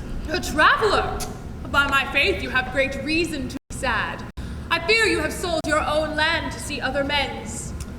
I have gained mine experience. And your experience makes you sad. I had rather have a fool to make me merry than experience to make me sad. And to travel for it, too. Good day and happiness, dear Rosalind. Nay. God be with you, and you speak in blank verse. Farewell, Monsieur Traveler. How now, Orlando? Where have you been all this while? You, a lover. Come no more in my sight. My dear Rosalind, I come within an hour of my promise. Break an hour's promise in love. He that will divide a minute into 1,000 parts and break but a part of 1,000th part of a minute, it is said of him, Cupid hath clapped him over the shoulder. But I warrant him heart whole. Pardon me, Rosalind. Nay, and you be so tardy. Come in my sight no more. I had as lief be wooed of a snail. Of a snail? Of a snail. For though he comes slowly, he carries his house on his head. Besides, he brings his destiny with him. What's that? Why, horns, which such as you are fain to be beholden of your wives for. Virtue is no hornmaker, and my Rosalind is virtuous. And I am your Rosalind. It pleases him to call you so, but he hath a Rosalind of a better leer than you. Come, woo me, for I am in a holiday humor and like to consent. What would you say to me now when I were your very, very Rosalind? I would kiss before I spoke. Nay, you were better speak first, and when you are gravelled for lack of matter, you might take occasion to kiss. And how if the kiss be denied? Then she puts you to entreaty, and there begins new matter. Who could be out, being before one's beloved mistress? Marry, that should you, or I should be your mistress. Am not I your Rosalind? And what of my suit? Oh, not out of your suit, and yet out of your apparel. I am your Rosalind. I take some joy to say you are, because I would be talking to her. Well, in her person, I say, I will not have you! Then in mine own person I must die. No, faith, Orlando. The poor world is almost 6,000 years old, and never in all this time has any man died in his own person, videlicet in a love cause. Men have died and worms have eaten them, but not for love. I would not have my right Rosalind of this mind, for I protest, her frown might kill me. Oh, by this hand I will not kill a fly. But come, now I will be your Rosalind in a more coming-on disposition. And say what you will, I will grant it. Then love me, Rosalind. Huh, yes, faith will I, Fridays and Saturdays, and all. And wilt thou have me? I, and 20 such. What sayest thou? Are you not good? I hope so. Why, then, can one desire too much of a good thing? Come, sister, you will be the priest and marry us. Give me your hand, Orlando. What do you say, sister? I cannot say the words. You must say, will you, Orlando? Go to. Will you, Orlando, have to wife this Rosalind? I will. Aye, but when? Why, now. As soon as she can marry us. Then you must say, I take thee Rosalind for wife. I take thee Rosalind for wife.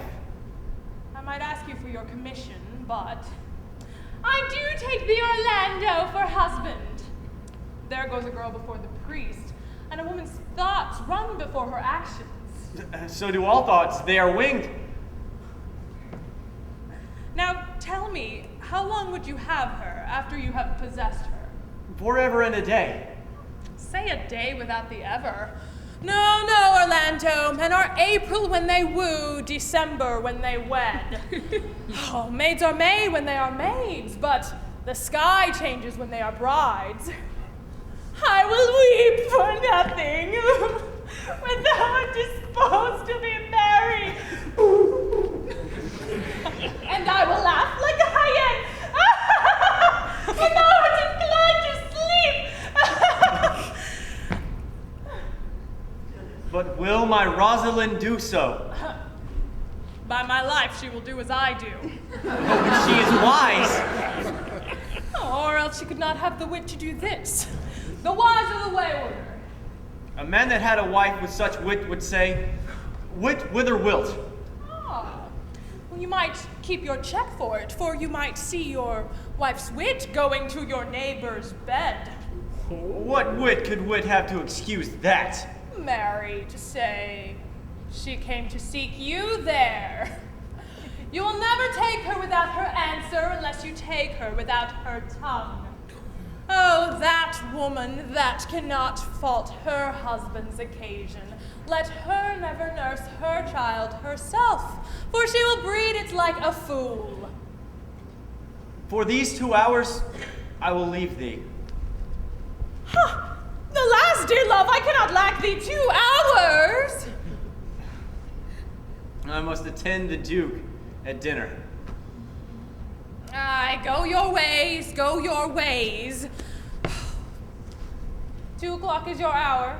Aye, Rosalind.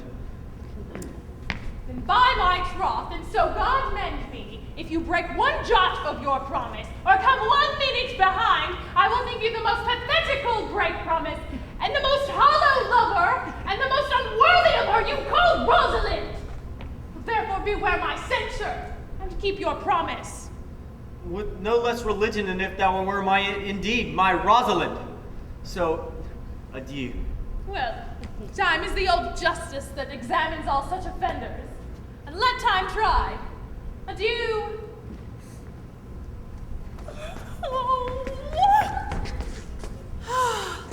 You have simply misused our sex in your love prate. You must have your doublet and hose plucked over your head and show the world what the bird hath done to her own nest.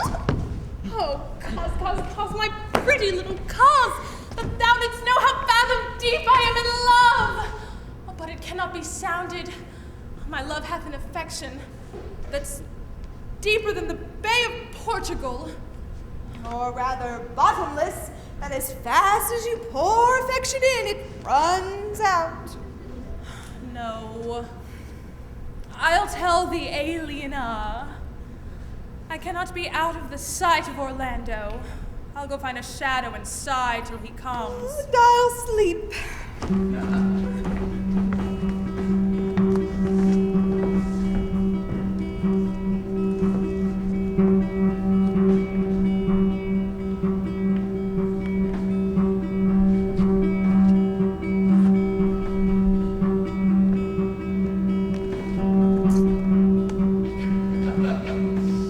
Which is he that killed the deer? Sir, it is I. Well then, it would do well that we present her to the Duke like a Roman conqueror and set the deer's horns upon her head as a branch of victory. Yes, sir. 'Tis no matter.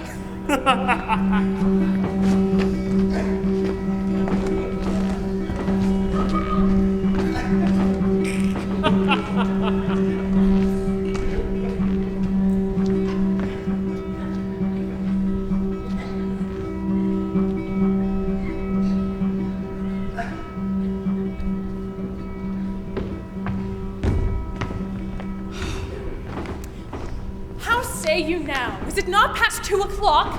And here much Orlando. I warrant you, with pure love and a troubled brain, he hath taken his bow and arrows, and he has gone forth to sleep.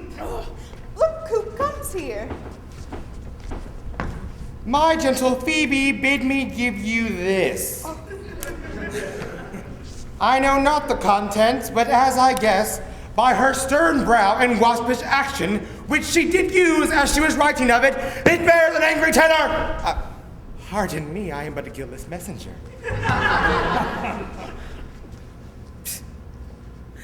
Wow. She defies me. Oh, she says I'm not fair, that I lack manners. She calls me proud and that she cannot love me. Her love is not the hare that I do hunt. I say, she never did write this letter. Well, Shepherd, well, 'tis a letter of your own invention. No, I protest. I know not the contents. Phoebe did write it. Oh, come, you are a fool, and in the extremities of love. I say she never did invent this letter. 'Tis a man's invention, and in his hand. Sure, it is hers. Oh, 'tis a boisterous and cruel style. She defies me. Wilt thou hear the letter? So please you, for I never heard it yet. Yet heard too much of Phoebe's cruelty. She Phoebes me. Hear how the tyrant writes. Art thou God to shepherd turned, that a maiden's heart hath burned? Can a woman rail thus? Call you this railing? Why thy Godhead laid apart, wast thou with a woman's heart? Did you ever hear such railing? While the eye of man did woo me, that could do no vengeance to me. Whiles you chide me, I did love. How then might her prayers move? He that brings this love to thee, little knows this love in me, and by him seal up thy mind, whether that thy youth and kind will the faithful offer take of me and all that I can make, or else by him my love deny, and then I'll study how to die. Call you this shining? Alas, poor shepherd! Do you pity him? No, he deserves no pity. Wilt thou love such a woman to make an instrument upon thee and play false strains upon thee, not to be endured? Tell her that if she love me, I charge her to love thee. If she will not, I will never have her. And so, hence, go off.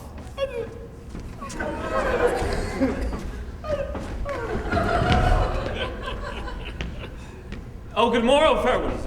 Pray you if you know where in the purlieus of this forest stands a sheepcote fenced about with olive trees?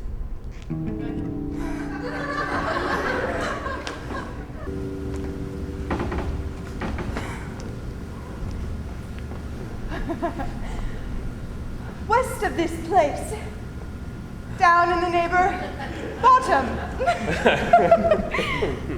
The rank of osier by the murmuring stream, left on your right hand, brings you to the place. But at this hour the house doth keep itself. There's none within.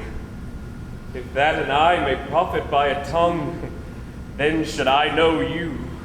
By description, by description. Such garments and such years. The boy is of female favor and bestows himself like a ripe sister. The woman is low and fairer than her brother. Are you not the owner of the house I did inquire for?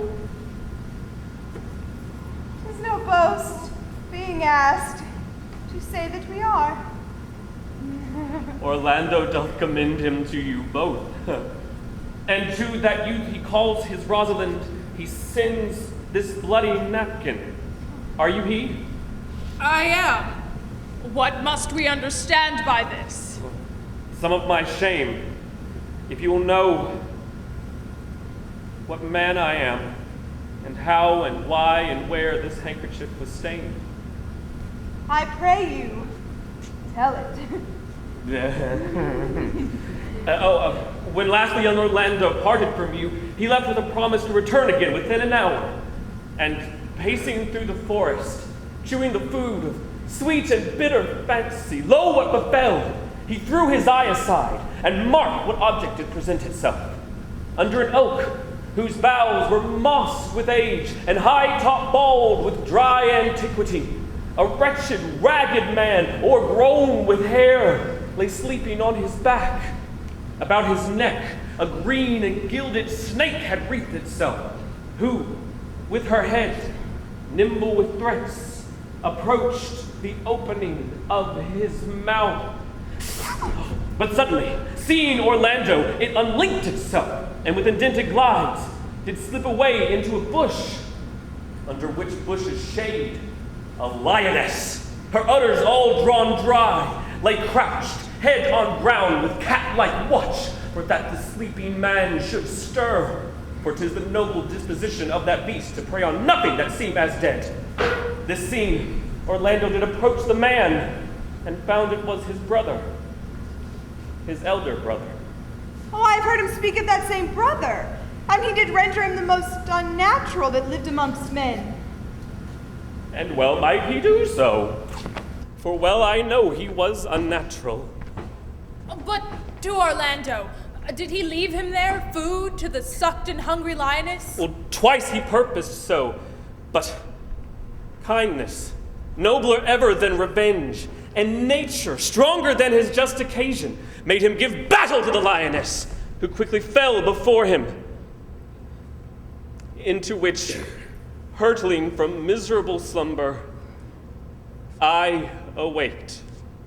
Are you his brother? Was it you he rescued? Was you that did so oft contrive to kill him? Oh, 'twas I, but 'tis not I. I do not shame to tell you what I was, since my conversion so sweetly tastes, being the thing I am.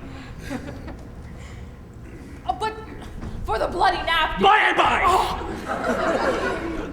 When from the first to last betwixt us two, tears our recountenance had most kindly bathed, as how I came to that desert place. In brief, he led me to the gentle Duke, who gave me fresh array and entertainment, committing me unto my brother's love, who led me instantly unto his cave, there stripped himself, and there upon his arm the lioness had stripped some flesh away, which all this while had bled, and now he fainted, and cried in fainting on his Rosalind. Brief, I recovered him, bound up his wounds, and after a small space, being strong of heart, he sent me hither, stranger as I am, to tell this story, that you might excuse his broken promise, and to give this bloody napkin dyed in his blood unto that shepherd youth that he in sport doth call his Rosalind. Whoa, whoa! Ganymede! Sweet Ganymede! Many will swim when they do look on blood! There is more in it. Cousin, Ganymede! Oh, look, he recovers. I would I were at home. We'll lead you thither. I pray you, will you take him by the arm? Oh! Be of good cheer, youth. You a man? You lack a man's heart. That I do, I confess it.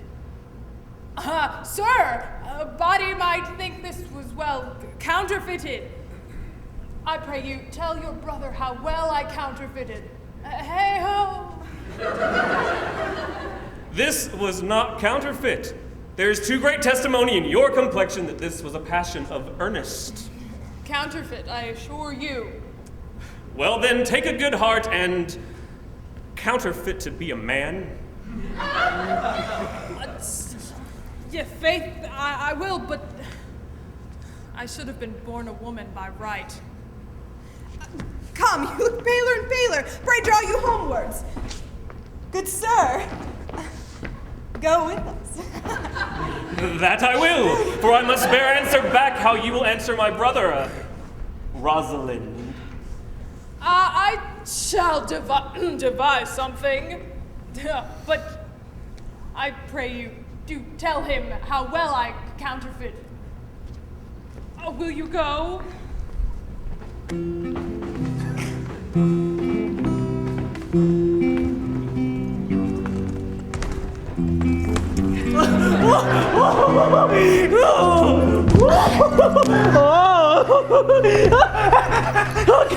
We shall find the time, Audrey. Oh, patience, gentle Audrey.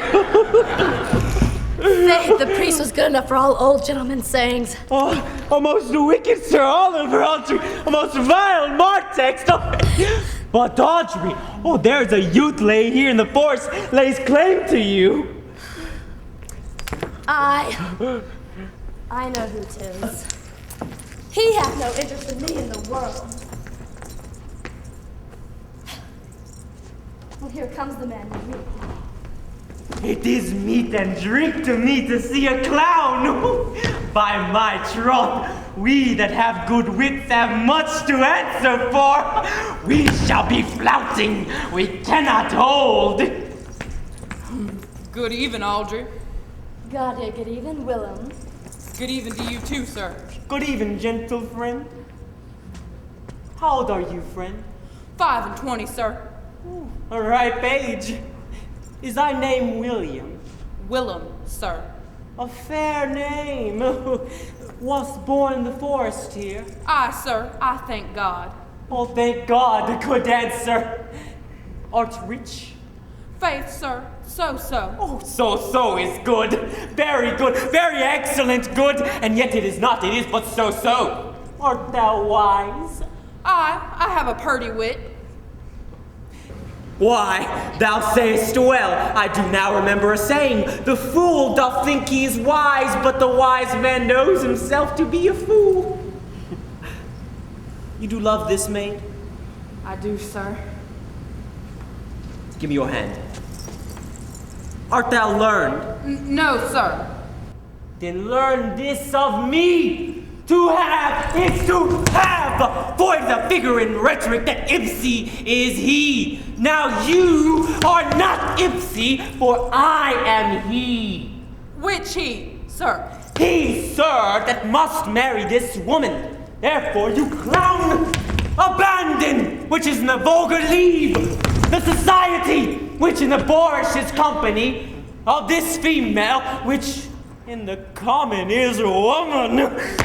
Which together is abandon the society of this female, or clown thou perishest, or to thy better understanding diest, or to wit I kill thee, make thee away, translate thy life into death, thy liberty into bondage. Oh, I will deal it poison with thee, or in bastinado, or in steel. I will kill thee 150 ways. Therefore, tremble and depart. Do good, Willem. God rest ye merry, sir.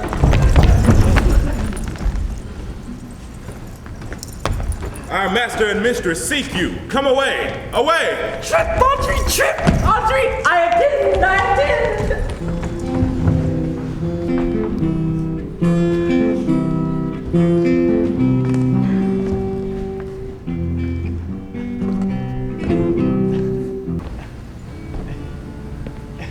Is it possible that on so little acquaintance you should like her, and but seeing her you should love her, and but loving you should woo, and wooing she should grant, and would you persevere to have her?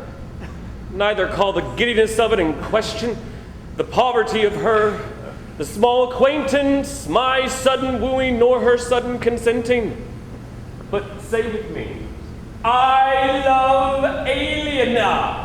Say with her that she loves me. Consent with both, that we might enjoy each other. It shall be to your good, for my father's house, and all the revenue that was old Sir Roland's will I estate upon thee, and live and die here a shepherd. You have my consent. Let your wedding be tomorrow, and I will bid the Duke and all his contingent followers But go you and prepare you, Eliana, for here comes my Rosalind. God save you, brother. And you, fair sister.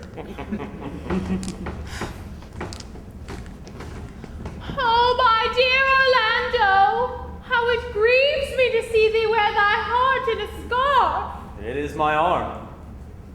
I thought it was your heart that had been wounded with the claws of a lion. Wounded it is, but with the eyes of a lady.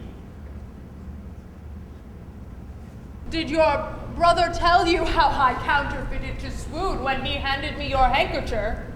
Aye, and greater wonders than that. Oh, I know where you are. Nay, 'tis true.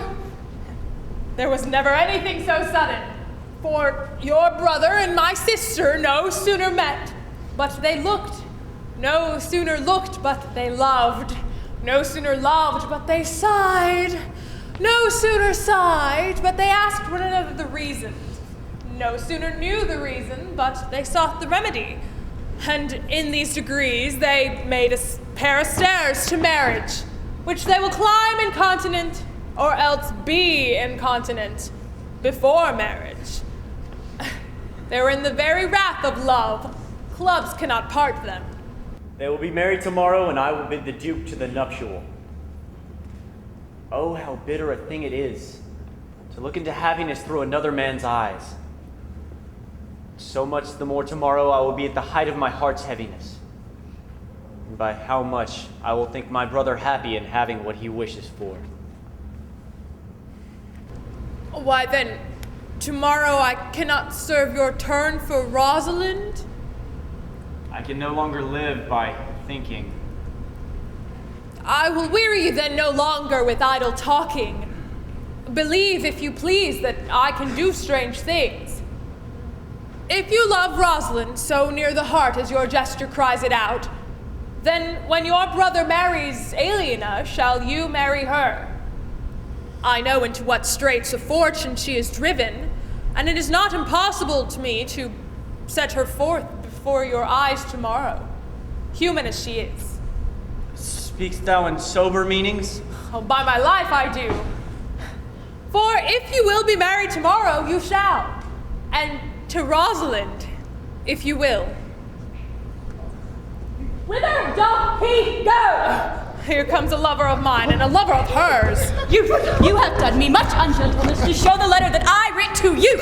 I care not if I have. It is my study to seem despiteful and ungentle to you. You are there followed by a faithful shepherd. Look upon him, love him, he worships you. Good shepherd, tell this youth what 'tis to love. It is to be all made of sighs and tears, and so am I for Phoebe. And I for Ganymede. And I for Rosalind. And I for no woman.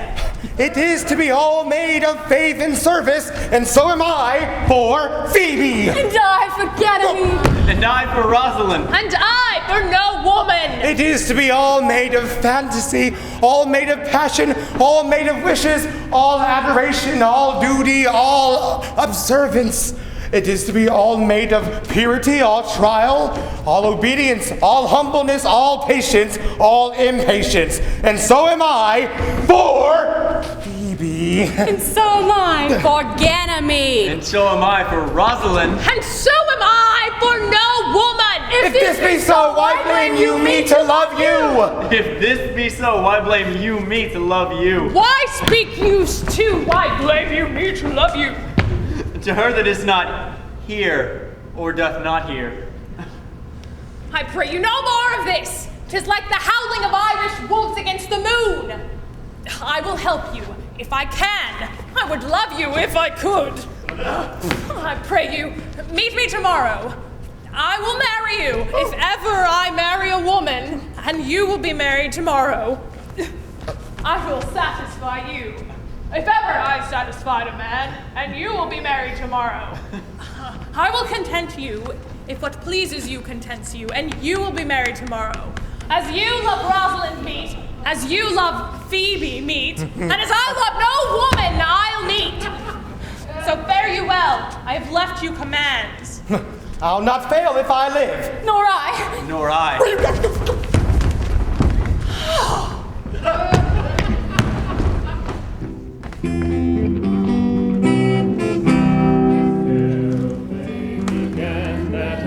With a hey and a ho and a hey mommy no, how that a life is but a flower. With a hey and a ho and a hey mommy no, in springtime the only pretty ringtime when birds do sing, hey ding a ding ding. Sweet lovers love the spring, sweet lovers love the spring.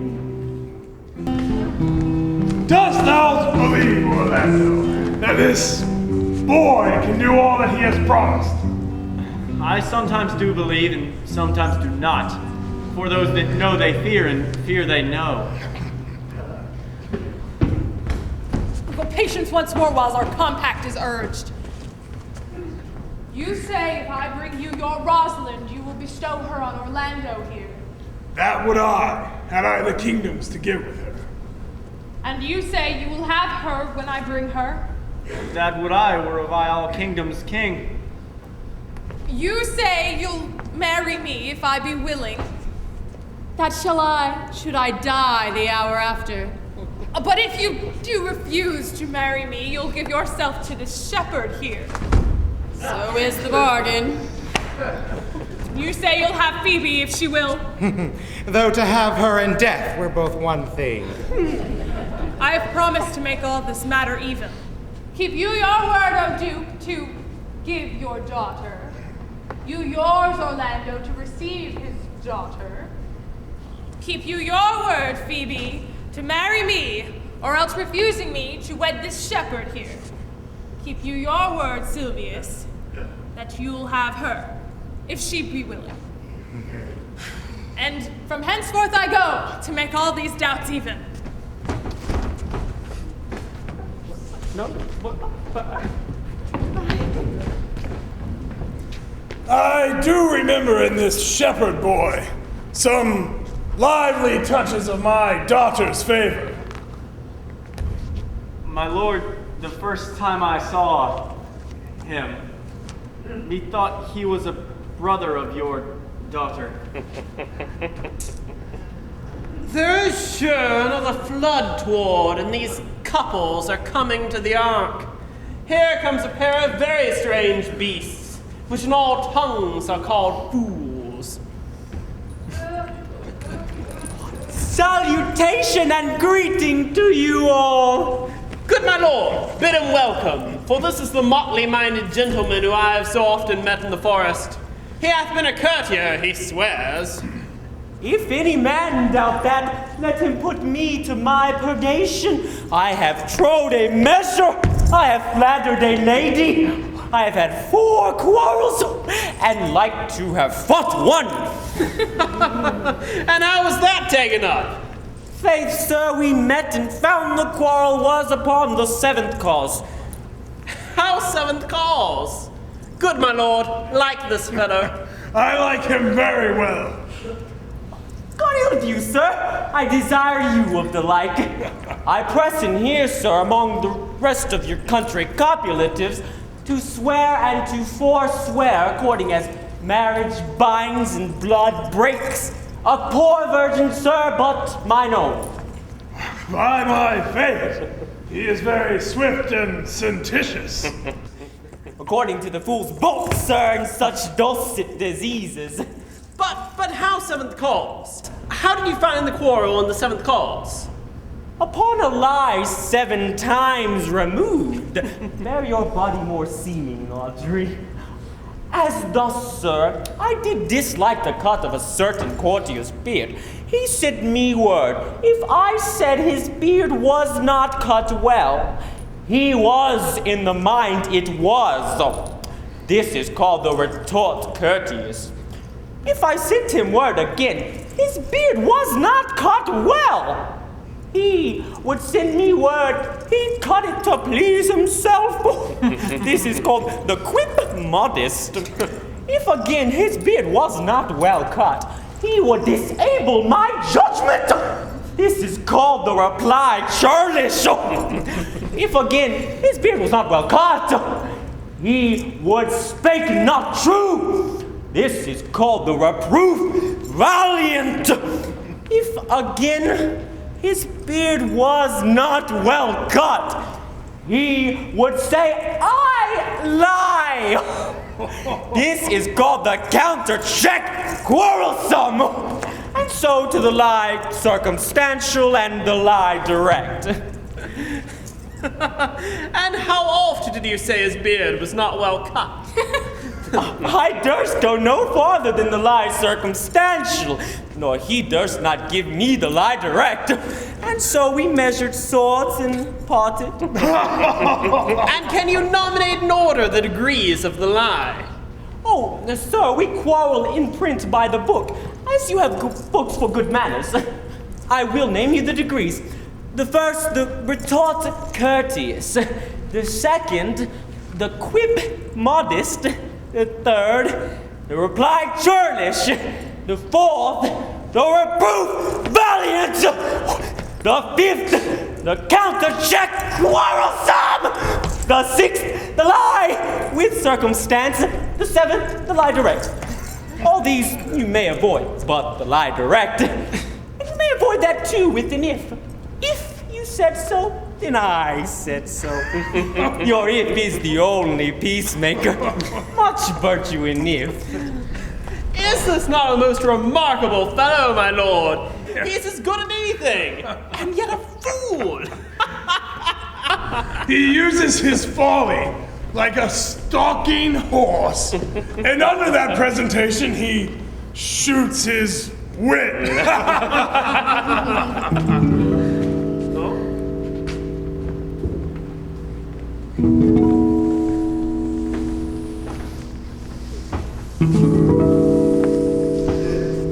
Is there mirth in heaven, as earthly things may be? Atone together, good Duke, receive thy daughter. Hymen from heaven hath brought her, yea, brought her hither, to join her hand with his, whose heart within her bosom is. To you I give myself, for I am yours. To you I give myself, for I am yours. If there be truth in sight, thou art my daughter. If there be truth in sight, you are my Rosalind. If sight and shape be true, why then, my love, adieu. I'll have no father if you be not he, nor have no husband if you be not he, nor e'er wed a woman if you be not she. Peace, oh, I bar confusion. 'Tis I must make of this conclusion to these most strange events.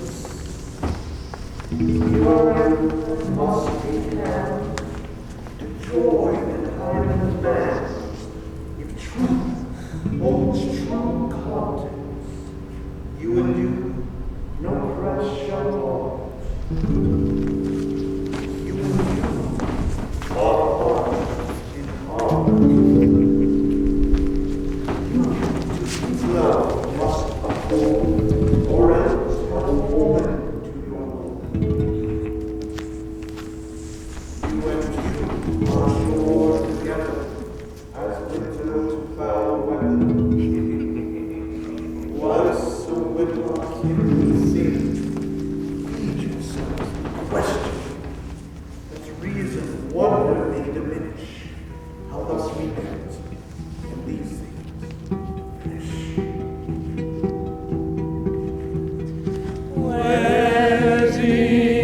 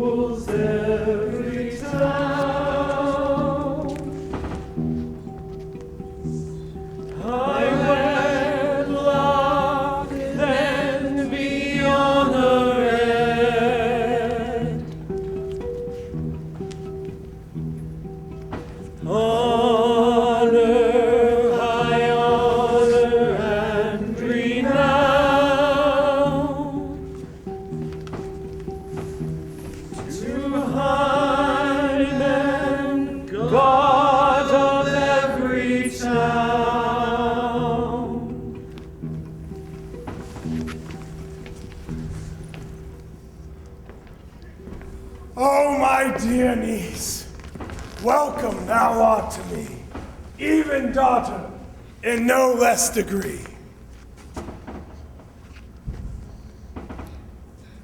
I will not eat my word. Now thou art mine. Thy faith my fancy to thee doth combine. Let me have audience for a word or two. I am the youngest son of old Sir Roland, that bring these tidings to this fair assembly.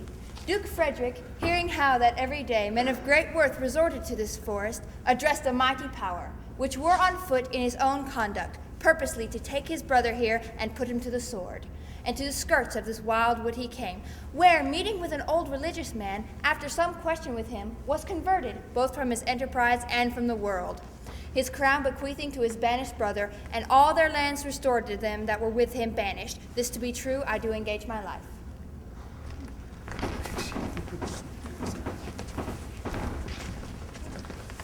Welcome, young man. Thou offers fairly to thy brother's wedding.